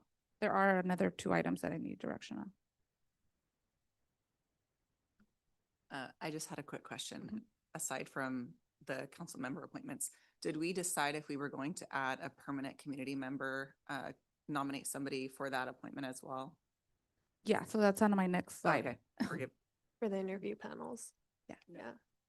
not interview, just in general, because we talked about possibly doing 2 council members along with yourself and then potentially a community member to be involved in it as well as a mentorship. So I was just wondering if the community member came up again, because I didn't hear back on that when we talked about it last meeting. As in the interview panel or as part of the committee? As part of the committee. So myself and the city manager will not be part of the committee. We would just kind of facilitate. And the council member that is primary and alternate would be the ones that kind of do some of that. So no community member at all long? No, we only talked about doing the community members for the interview panel to make the makeup of the panel interview. Okay, I was hoping to involve one permanently in the actual process of youth council. I didn't get any feedback, Okay, but we can go about that after this. Council can provide direction on that, or it could be a discussion that you hold with your first cohort of the youth council to see if that would be of benefit to them as well. If I understood correctly, and maybe this will make a little more sense, we're kind of giving very minimal framework. That way the cohort can have more leverage on how they want to move forward with this. So I think that could definitely be a conversation. This just, to me, it matches our current committees, intergovernmental city committee structures. Yeah, because in our last discussion, we said that the first cohort would be in charge of putting together their bylaws. If they want to have any positions, they would decide all that in their first year.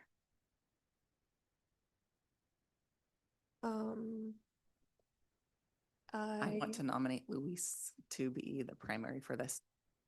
Was gonna throw my name as well, but So I'll go ahead and nominate Rachel. So if anybody else is interested, feel free. Yeah, so I'll leave it there. So I do have quite a bit going on already. And so I do want to, if I jump onto another committee, I want to be able to be there 100% for each committee. And so I'm kind of spread thin at the moment. So if there's anybody else that would like to step on, feel free. I've seen Rachel interact with the schools a lot lately, so I would nominate her. I'm sorry, I haven't seen you at any of the steps though. I mean, Luis would be also very well, but. So we do have the position for primary and alternate. Right. So we And can do- yeah, and if you're willing, Luis, I think if you can come to as many as you can manage, but I understand your capacity as well. And I'm sure we'll discuss this times and all that Mhm. down the road, right? Okay, yeah. So if nobody else would like to be alternate, I'm seeing, no, okay, I will do alternate. So I have Mayor as primary and Councilmember Uribe as alternate. Alternate. Yeah, no, I mean, it's exciting because we were talking about it for years, so. Perfect. Moving on. So the makeup of the interview panel would include the primary and the alternate council members. And then I did ask that each council member nominate a community member to represent them on the panel. So since you can't be on the panel, somebody from the community that would represent you.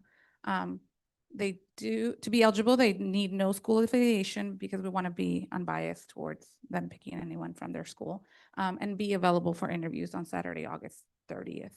So Mayor and Councilmember Uribe would already be on the panel, so they would not nominate a community member. I would like to have names and then we could confirm them at the, You talk to the person that, there's a couple people that I'm thinking of, but I haven't been able to see if they're available on that date. yes, we wouldn't need to make sure that we get it probably the week before we have to do interviews. So Okay, you could give me a name. I'll try to check with them tomorrow. And then we will come back to council on August 26th for another discussion probably on youth council before we do interviews. I'm going to nominate Kelly Velasco, and she is available that date. What was the name? Kelly Velasco. Do you need a little time? Can you explain again the description of the title? What will they be doing They'll serve on the panel interview for the youth council. for 1 year? No. This will be the panel that interviews the Oh, youth okay. that want to become a part of the youth council. Okay, I nominate Elias Cordova Jr. He'll be available on that date.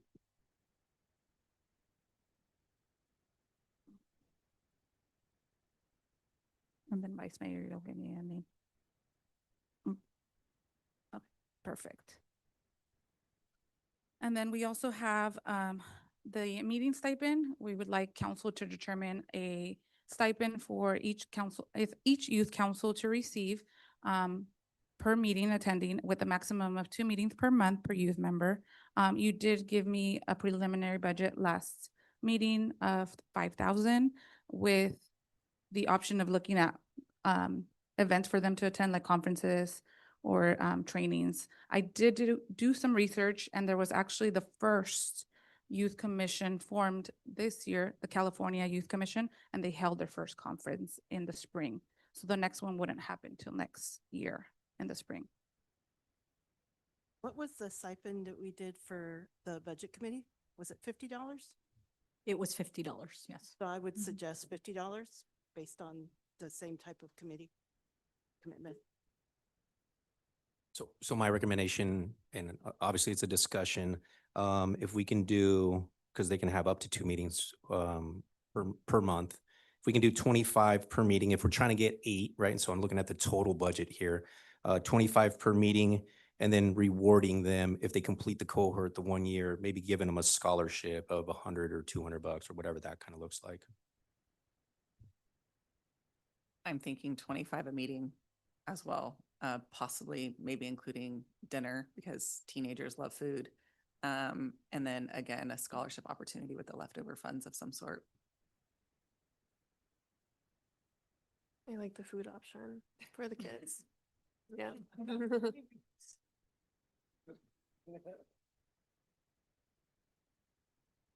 So So for this we one, I set do it up? need a motion and a second with the stipend because there is a resolution. I'd like to make a motion to have $25 per student stipend, including a meal at the meetings, and then leftover funds at the end be some sort of scholarship. I second. roll call, please. Councilmember Uribe, Yes. Councilmember Pimentel, Yes. Councilmember Call, Yes. Vice Mayor Fossey, Yes. Mayor Hernandez. Yes. Motion passes 5-0. And that's all I have, but I do have comments online, Mayor. Okay, so anything else from council before we move on? All right, public comment. Ms. Ramirez, can you please unmute? Hello? Hi, please state your name and go ahead. Hi, sorry. You just unmuted me and I've been trying to go. Disconnect from there. Hello, everybody. My name is Emily Ramirez. I apologize for being a little late. I just came back from a Riverbank High School cross-country invitational, so a little busy. But my name is Emily Ramirez, and I am an incoming sophomore at Riverbank High School. I have been a part of leadership since my middle school years, first as activities director, then as ASB president. Last year, I had the honor to represent my class as freshman class president, and this year as sophomore class president. As soon as I heard about this new opportunity, I was very excited to help and hopefully be a part of it. I know that I can bring some great ideas. For example, during the last meeting, one of the concerns that was mentioned was not having enough applicants. But I strongly believe that we have some great student leaders in our town, and I can help with the recruitment process. I'm currently part of the leadership class, part of cross-country tennis team, but also an active member of many clubs on campus. I would want to make sure that every student is aware of this opportunity and would like to include as many students as possible. Although some kids may be shy, they all have a voice, and I feel like they have created some really strong ideas. I would suggest working with our leadership class, which would be able to spread the word. I work closely with some of these officers and can make sure that every student on campus is aware of this opportunity. This could be advertising through posters, social media posts, and even maybe an informational meeting during one of our first lunches on campus. My main goal would be to make sure that everyone is aware of this opportunity, because it would also give the group a different perspective, which can produce some more ideas, because I don't want any students to really feel unincluded, because we do have a lot of shy kids, but we also have a lot of outgoing kids. And if we get people from every single club, we can really get different perspectives on it. Additionally, I feel like it's beneficial for our youth to start getting informed and involved in our community. After all, most people do continue to be a Riverbank resident and after high school, or simply just move back after college. It was also a concern to many that many people would want to be a part of this new youth council, as it is open to a lot of different schools. And I feel that more kids that fit in the panel would want to apply. So a solution to this issue may be to turn this into more of a community, or as a club, as you would want to call it, just because I feel like, sorry, let's see. If it was a club, I feel like there is more potential for students to be willing to volunteer their time and maybe even making a change in the community. Incentives could possibly be club shirts or being able to put it on their resume. So I would want, although there wouldn't be enough students to fit on the panel, if the students felt like they were some part of a club, or even something that, hey, like I can put it on my resume, I can get new ideas, I feel like that would bring more students together. I also agree, I would love if Miss Rachel Hernandez was one of the primary points, as I do see her a lot on campus, whether it be with the HYLC club. I saw her at the basketball homecoming, and I just feel like it's a great way for students. Students already know her, and students already have gotten to see her in the community. So I feel like it would be really beneficial. So thank you guys for your time.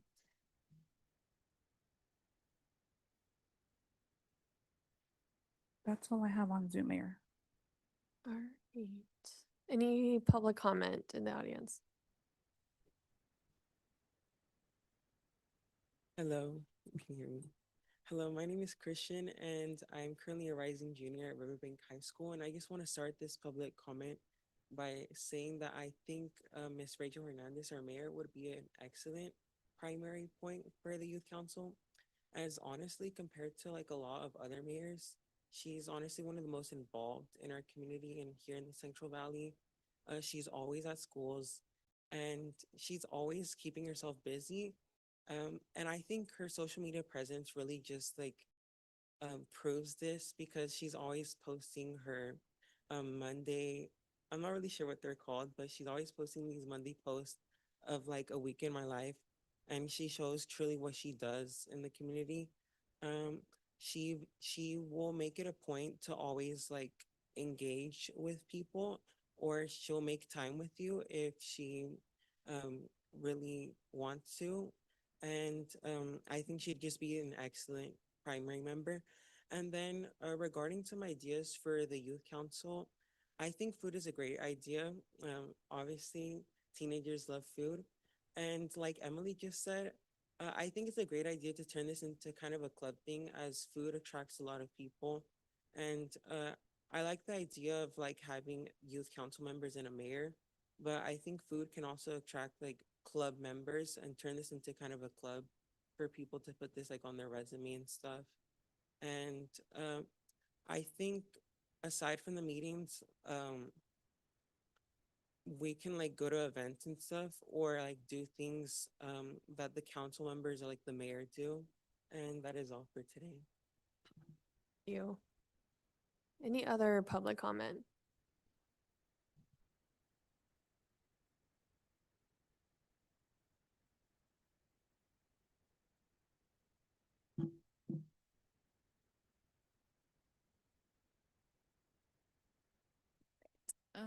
Hello, Mayor, council members, staff, and community. My name is Janet Reyes. I'm a community member here from Riverbank. I'd like to emphasize the following points in regards to the youth council. One, I would love to see Mayor Hernandez's involvement, but also see other council members pop into meetings to connect with youth. The youth that they serve and present their leadership skills to show youth that their involvement is supported but also valuable.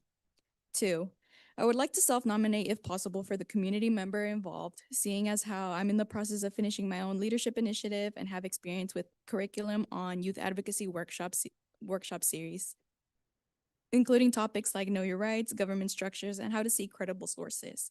I find youth involvement a big part of my endeavors and want to see this initiative through, as it is an opportunity I know I would have liked to see as a youth in Riverbank. I'd also like to offer my support in the recruitment process, seeing as my job and my availability is flexible.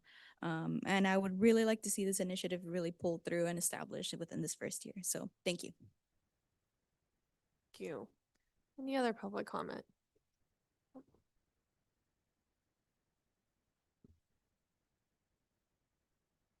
Mayor, Council. Yeah, I would definitely like to recommend Mayor Hernandez for the position of, being the facilitator, the key point person. And I mean, we've talked about youth and, all the things that, Riverbank youth need, but also, I think that like this opportunity would be fabulous.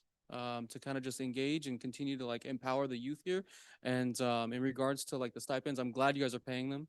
I'm glad you guys are feeding them. Those are really key points.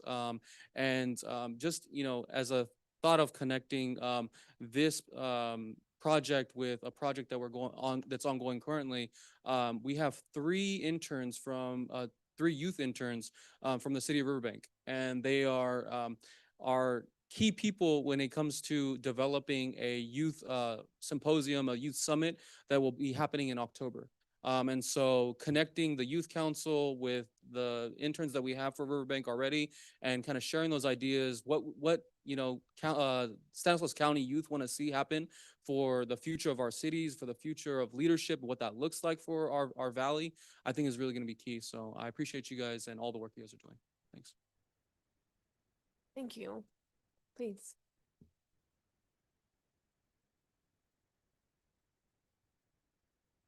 Hi, my name is Yali Reyes, and I am an upcoming senior at Riverbank High School.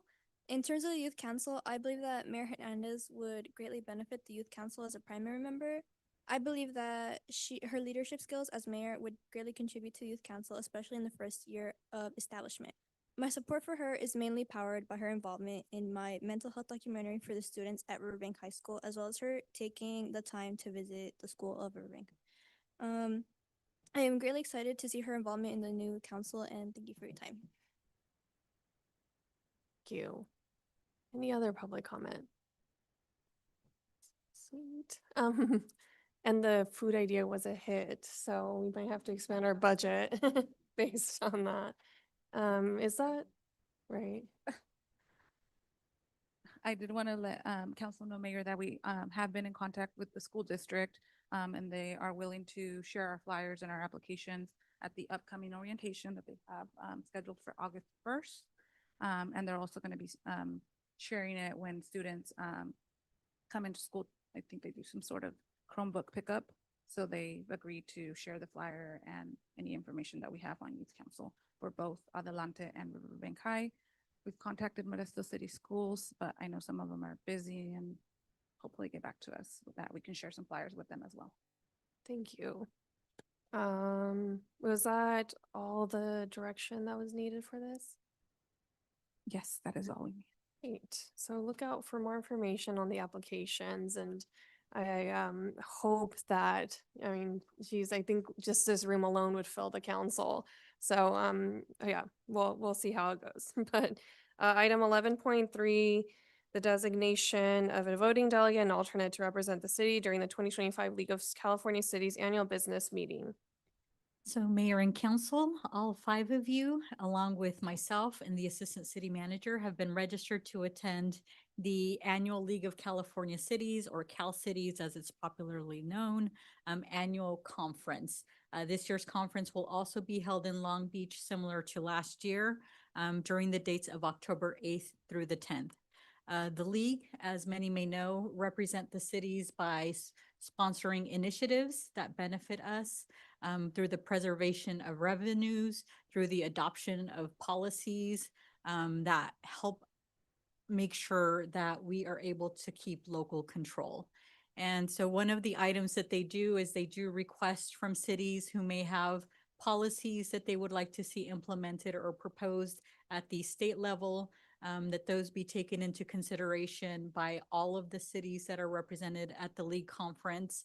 And so resolutions and policies are submitted to the League. They're evaluated by the policy committees that may oversee that specific policy, whether it's law enforcement, whether it's revenue and taxation, whether it's community services, etc.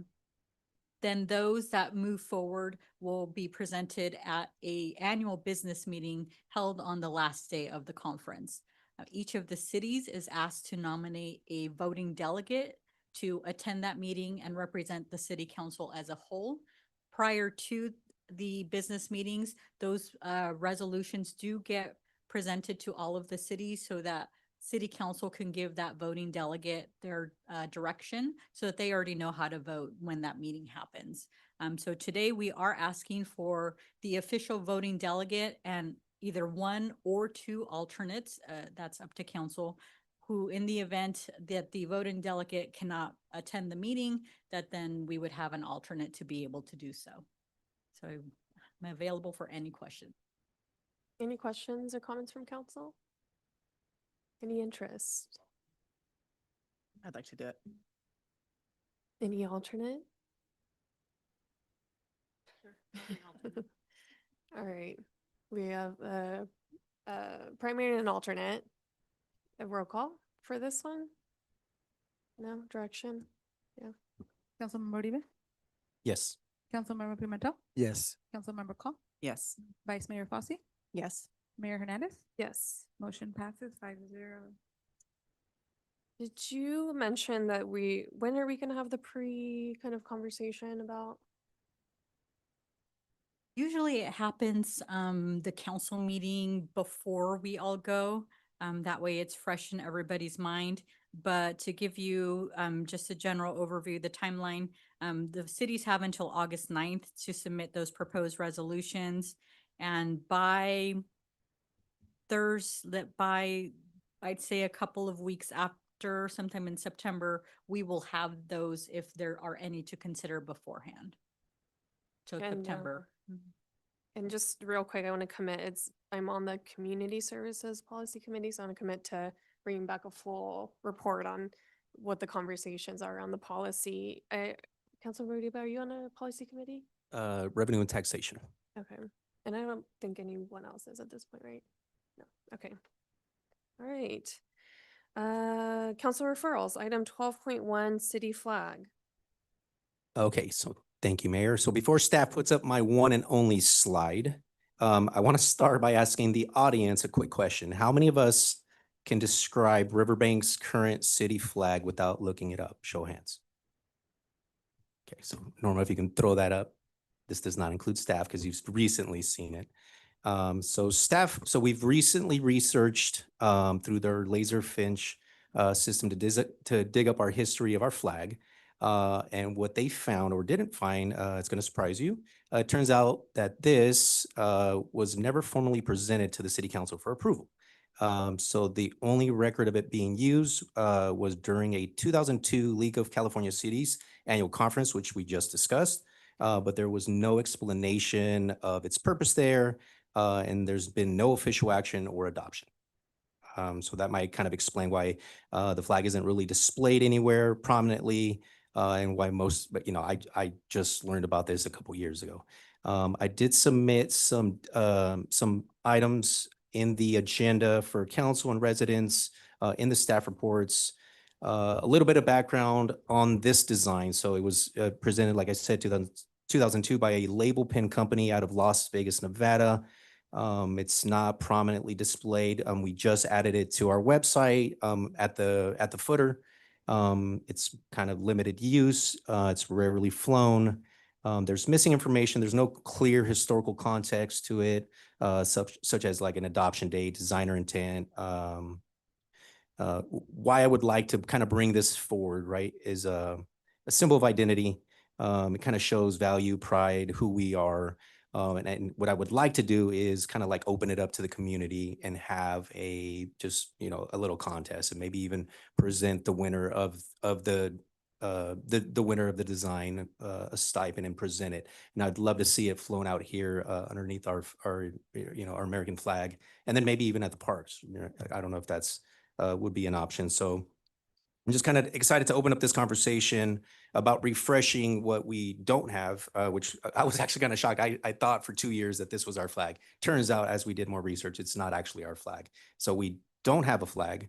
So I would like to get some support from council to see if we can open it up for community engagement kind of contest and see if we can get, I've had some graphic designers kind of reach out to me. They're pumped up about it.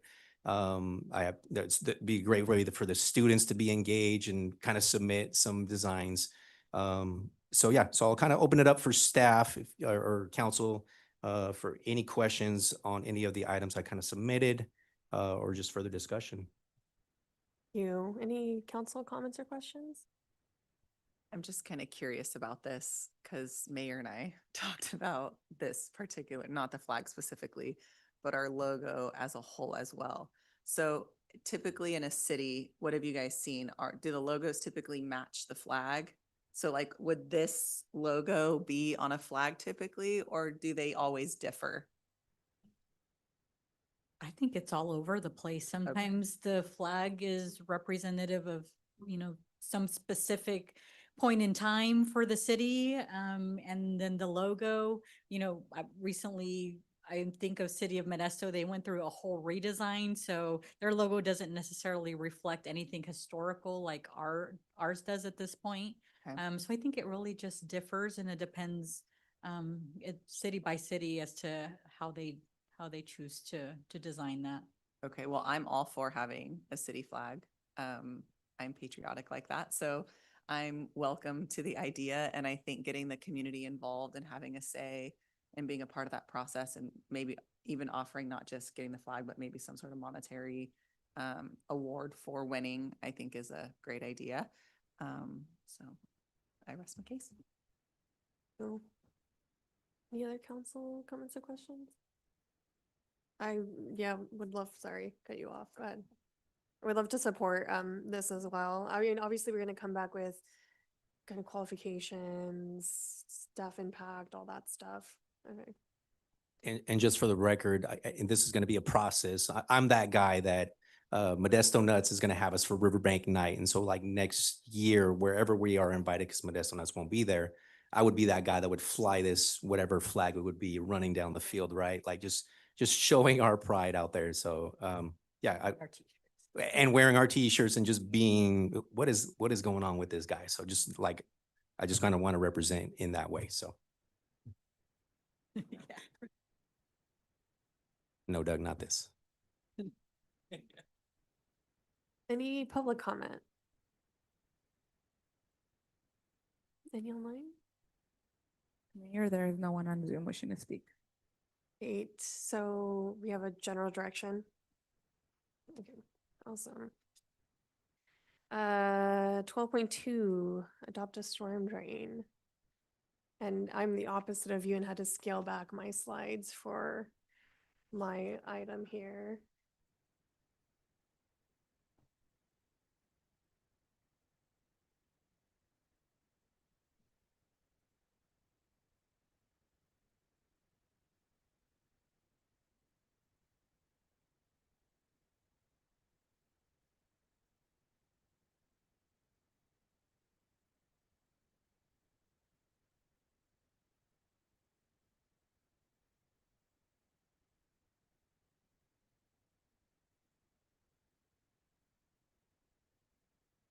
Okay, I don't think I sent it in the right format.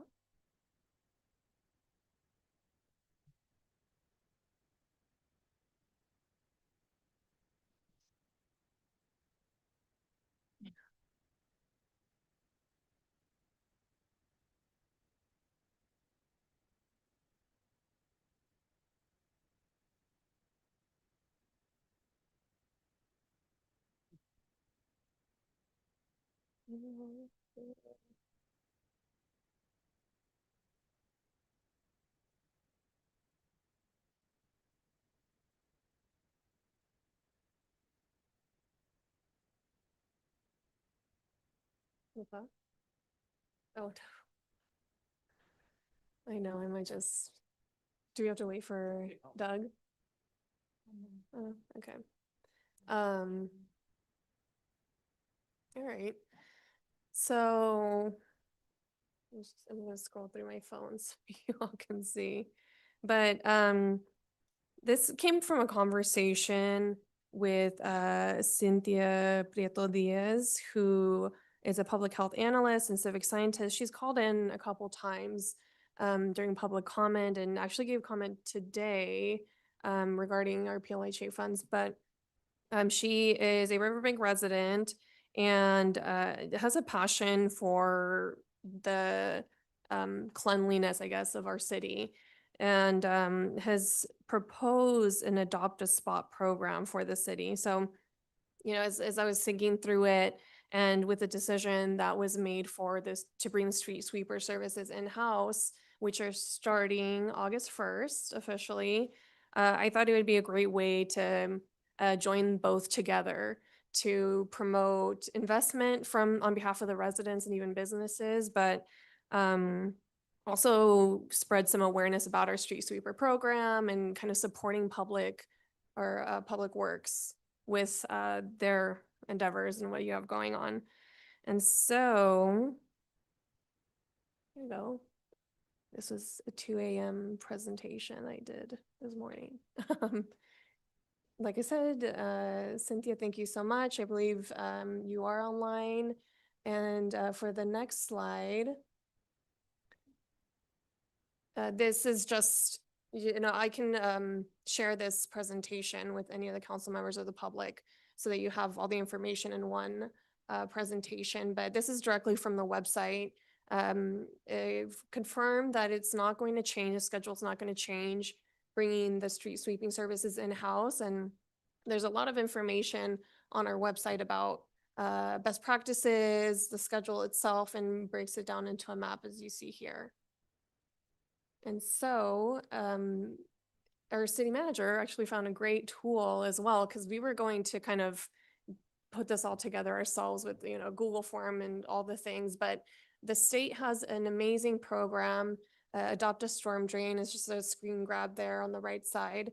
They track data communicate directly with the resident or whoever adopts a storm drain. So this is, a way for residents to be able to kind of take ownership over kind of what their street, the curb and the storm drain that's in front of their house. I went and signed on real quick. It took 3 minutes. Riverbank is not in the data for this website, but it was so easy to kind of drag a pin and drop it to where I wanted to adopt the drain or a portion of the street. And if we can consider later on to recognition for individuals who do this, and in my mind, it would be a successful program. We would have hundreds of residents doing it. So it'd be kind of a pickup during business hours recognition rather than bringing it into council and spending that time. But so it would be us directly promoting this state website. And I'm going to talk about it a little bit later on, but we can buy an account, which is a minimal charge annually, but they share the data with our city so that we know which individuals are there and what kind of, rate they're picking up and cleaning up and kind of logging in here. So for the next one, general ways to participate, coordinating with neighbors and family. I envision this as kind of a community building exercise, tagging on social media. It's a way for us to talk about bulk pickup via Jilton. And of course, like I mentioned, signing up at adoptadrain.org. Rachel, is there an app or is this just strictly? Okay. I don't think I saw an app, but that would be great. I don't think I saw it though. Okay. And so benefits, and this is, in conjunction with Cynthia and some feedback from staff. I mean, it would fulfill our reporting mandates that we have with the state. Volunteers can do 15 minutes. They can spend a whole day picking up. They can log in whatever time that they want onto the website. And of course, going back to supporting our public works department with in-house street sweeping. We have a tentative kind of framework outreach plan. I wanted to come and present a whole plan to you all to consider. On the traditional marketing side, I thought we could do it through the utility newsletter, Riverbank News, the downtown markets, other events tabling. And then on the digital side, draft a social media plan, presented on our city website, and purchase an Adopt a Drain account. And that's it for now. So just wanted to take direction from you all and see what you thought about the program in conjunction with our street sweeping services. I'm not familiar with the program, but I have to ask if Cody is familiar with the program at all and give us insight from your perspective. Unfortunately, no, I'm not familiar with the program. The state does have certain requirements that we have to put in place on new development requiring filtration systems in the catch basins themselves that prevent items like this from going to a river, such as cigarette butts, small pieces of trash, things like that. So we do that on our end. But one of the biggest issues that we see, especially during the rainy season, is grass clippings and leaves. Those can plug a storm drain in a matter of seconds, especially with a heavy rainfall. So if residents are, out and making sure everything's clear in front of their, say they have a drain inlet in front of their property, it would save us a lot of time and energy during storm situations. Thank you. Any other comments or questions? So I remember in the staff reports, there was discussion about kind of costs when you go to adopt a drain. Kind of go into that a little bit more. What financially, what are we going to be obligated to kind of cover for this program moving forward? Yeah, if I could lean on Maricela, I think you took a little bit of a deeper dive on what the annual cost would be. So depending on sort of what package we pick, you can go and actually upload like your GIS layer. So there would be like a one-time fee for them to do that on your behalf. Or you can do like, if you take sort of the easier approach, you can do like what Mayor Hernandez suggested, where you just go and put a pin wherever the location is of that storm drain. So that's really self-initiated by the resident that's signing up. So that wouldn't have a fee necessarily associated with it. But then there would be and if we do decide to go the route of establishing our own account, there's an annual maintenance fee in order to get all of the reporting and all of the data that we would need. We would then take that report because it is structured to comply with our MS4 permit and the data that they want to see. And so that it would just be part of the annual reporting. So an easy report that can just be included into that annual reporting to the state. So the fee, I believe, was about $3,000 a year, about. I think gathering the data would be really helpful to us to see where our citizens are focusing on doing that so that Cody doesn't have to go there when it's going to flood. He can go to other areas where they don't have that. I think it's a great idea. So today we would want feedback on whether there's interest in an Adopt a Storm Drain program. If I do have at least 3 members of the council that provides that direction with the interest, we would then come back with the options and let city council select at that time. That way there's a formal adoption of the program so that it outlives both you and I in the future. And there's a resolution associated with that. I'm for the program. I'm interested in hearing more about it. Same here. Great. And just to give Cynthia a little bit of a platform, did you want to add anything for public comment? Cynthia, can you unmute? Hi, everyone. Can you hear me? Yes, go ahead. Awesome. Once again, thank you so much. Cynthia Prieto Diaz here. I just wanted to express my gratitude for having this conversation with me. I know I've done my own cleanup ventures already here in Riverbank. So super appreciate just the support that the city has allowed me and the consideration in launching a program like this, whether it's Adopt a Spot or Adopt the Drain, and really just leveraging what is already existing.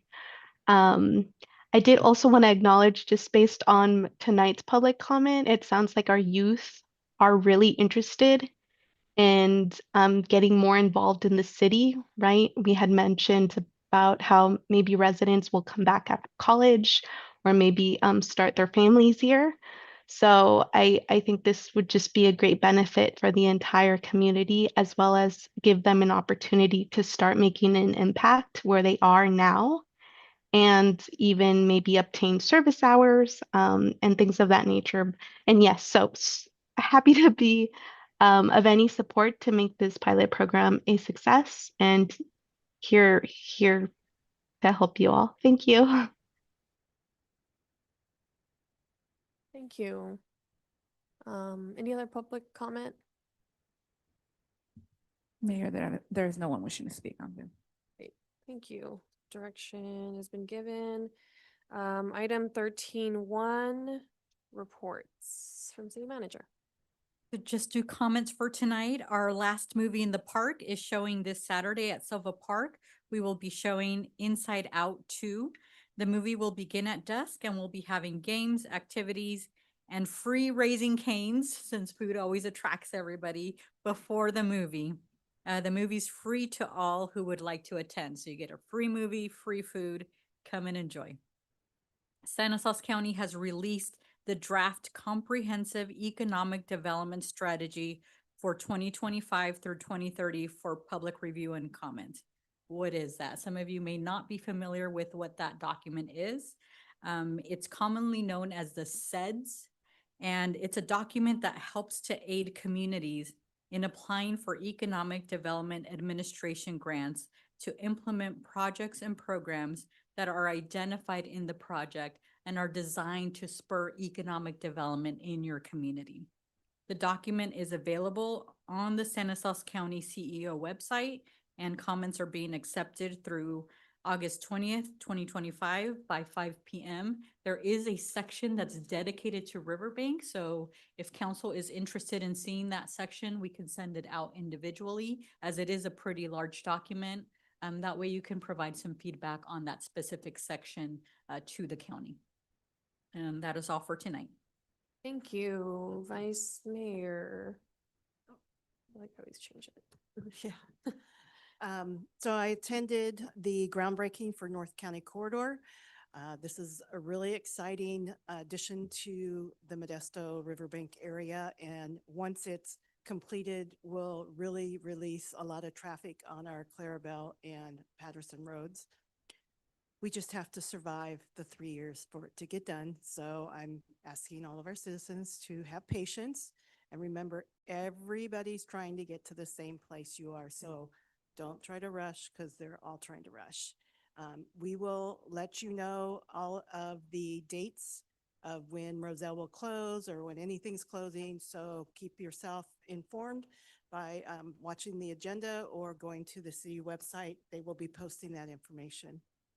I also attended the workshop on Riverwalk, and I just want to thank all those that attended the meeting and gave our comments. We appreciate it. I know it's hard to not hear anything from council, but that was our job, was to sit there and listen to you and hear your comments and suggestions and what you would like us to do. So thank you all for coming. On the 15th, I had my meet and greet tours at the industrial park, and I was so excited to see about 25 to 30 people there come and do a tour of the Riverbank Industrial Park. Everybody really was amazed at what is out there. I understand Stacy's going to be doing the same thing. What date is yours? July 31st. July 31st, she'll be offering tours also. If you have not ever been out there, or if you haven't been out there for 10 years, sign up for the tour because it's pretty amazing. Lastly, I will be out of the country for the next 3 weeks. So if you try to contact me, you'll get Rachel, because I'm going to put on my email to forward to her if you would like to, or you'll get my voicemail. So have a fun 3 weeks. I'll see you when I get back. Thank you, Councilmember Uribe. I didn't know we can forward all our calls to Rachel. That's That's good to know. All right, so I'll be doing that as well. Okay, so this past July 19th, Riverbank Sister Cities held a fundraiser. We raised $340.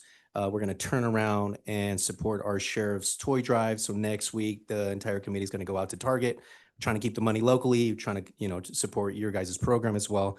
So we're just going to buy a bunch of toys and make it fun and support your cause. We're also going to be out at the National Night Out event that you guys are hosting on August 5th. We received a pretty large donation of seed packets, vegetables, gardening, a bunch of items. So we're going to be giving them out for free. We're just encouraging gardening, self-sufficiency. It's going to be August 5th from 5 to 8 p.m. at Sobel Park. We'll see you there.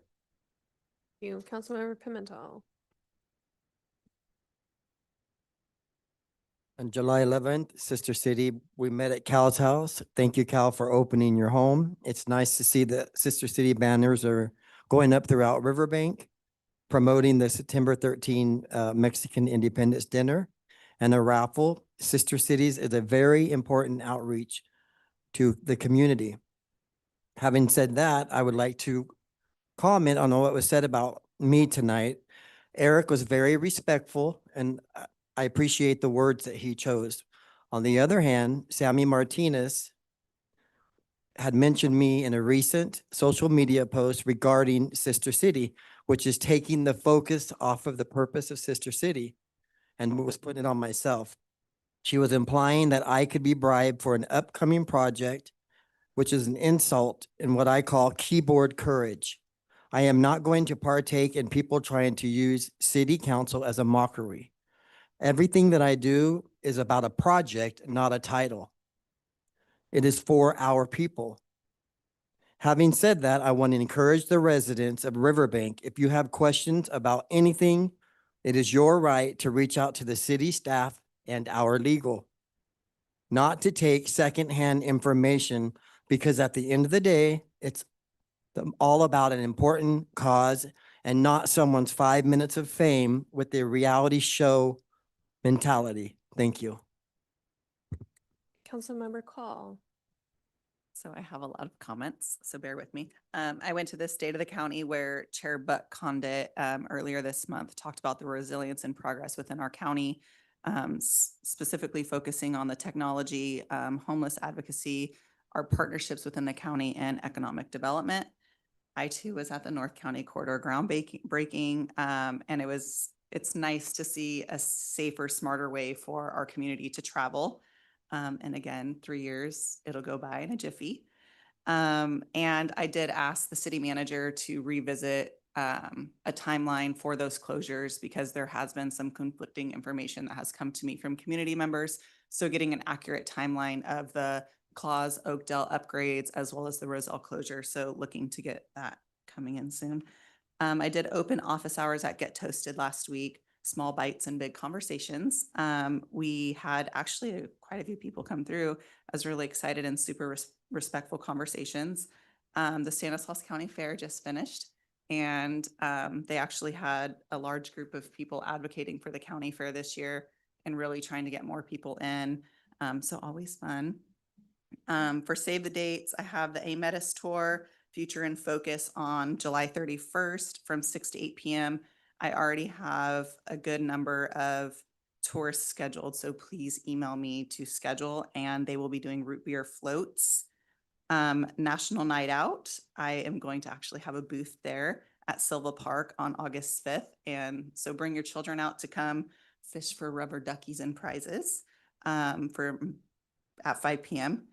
And then I want to invite everyone to the Stanislaus Homeless Alliance meeting on August 13th at the County Chambers, Modesto City Council Chambers at 5:30 p.m. I go to these meetings the second Wednesday of every month. There's not a huge turnout, and I really wish there was more of a turnout. And it doesn't always have to be positive conversations. It could be constructive criticism. There's a lot of presentations given at the SHA meetings, and it's nice to hear community feedback on what they're seeing because hear what everyone else is seeing within our county. And then Riverbank Night at the Nuts is August 15th, and we have cute Hawaiian shirts for that. I'm really excited. Lori mentioned the chamber event at 108 on August 20th, and it's a karaoke night. She didn't mention that, so make sure you bring your singing voices. And then again, save the date for November 8th. We were doing a Shop with a Cop fundraiser at 108 as well for the shopping, excuse me. And then I want to re-mention two things that I've previously mentioned. I would like to add a patrol deputy with our growing population and with the 1 to 2 year wait. So I would like to revisit the possibility of that with the numbers that we've seen where we have a 0.92 per 1,000 residents. I'd really like to see one full deputy per 1,000 residents. And then also Opportunity Stanislaus, we have a presentation pending, and it's been about 2 months since we started having these conversations. So I would like to revisit terminating that agreement. You. I just want to mention one thing, and obviously there's been a lot of conversation around StanCog and some of the grand jury report that came out. I just want to hopefully affirm and to reassure the council that though I'm bound by a lot of closed session items discussions that have happened, unfortunately, every step of the way I've considered, what is best for the city moving forward, as we do in the council. And I think it's been reflective of how we've made decisions, bringing data, best practices, standards, all the things, considering, potential litigation, all of that. It was a difficult decision to make, but I feel confident in the direction, but it is volatile. And so I'm trying to figure out, how much I can share and when, and I want to assure you that I'm going to do that as soon as possible, when all of this happens. So there is a public meeting on August 13th, I believe. Do you have off the top of your head, Maricela? August 3rd, Wednesday of August, the 20th. Yeah, the 20th. So, if you want to listen in, there's definitely Zoom accessibility, but regardless, I want to make a point of reporting back to you all moving forward. So you're apprised of all the information possible. All right. So we are going to move to closed session. Are these needing to be read? I don't have a little note. Yes. Okay. Item 14.1, conference with labor negotiators pursuant to Government Code 54957.6. Agency rep, city manager Marisela H. Garcia, employee organizations, Riverbank miscellaneous employees. 14.2, conference with labor negotiators pursuant to Government Code 54957.6. Agency rep, city manager Marisela Garcia, employee org, Riverbank Mid-Management Employee Association. 14.3, conference with legal counsel, existing litigation pursuant to Government Code 54956.9, name of case Miller Arms Company, Inc. versus City of Riverbank et al., Stanislaus County Superior Court case number CV 23002593.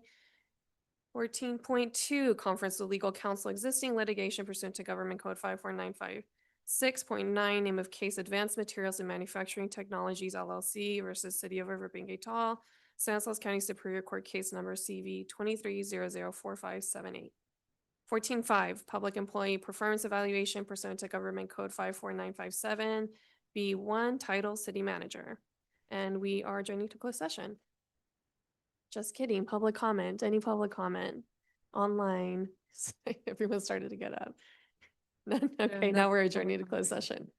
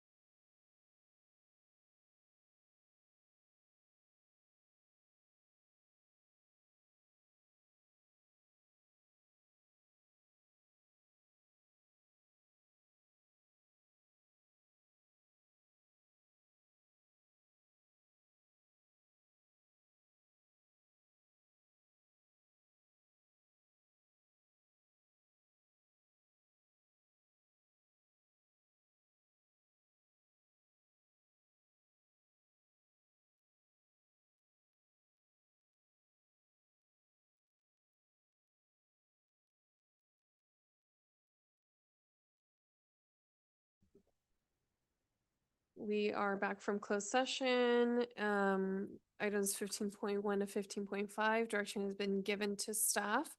August 12th, city council meeting is canceled. And our next regular city council meeting will be on Tuesday, August 26th, 2025. This meeting is adjourned.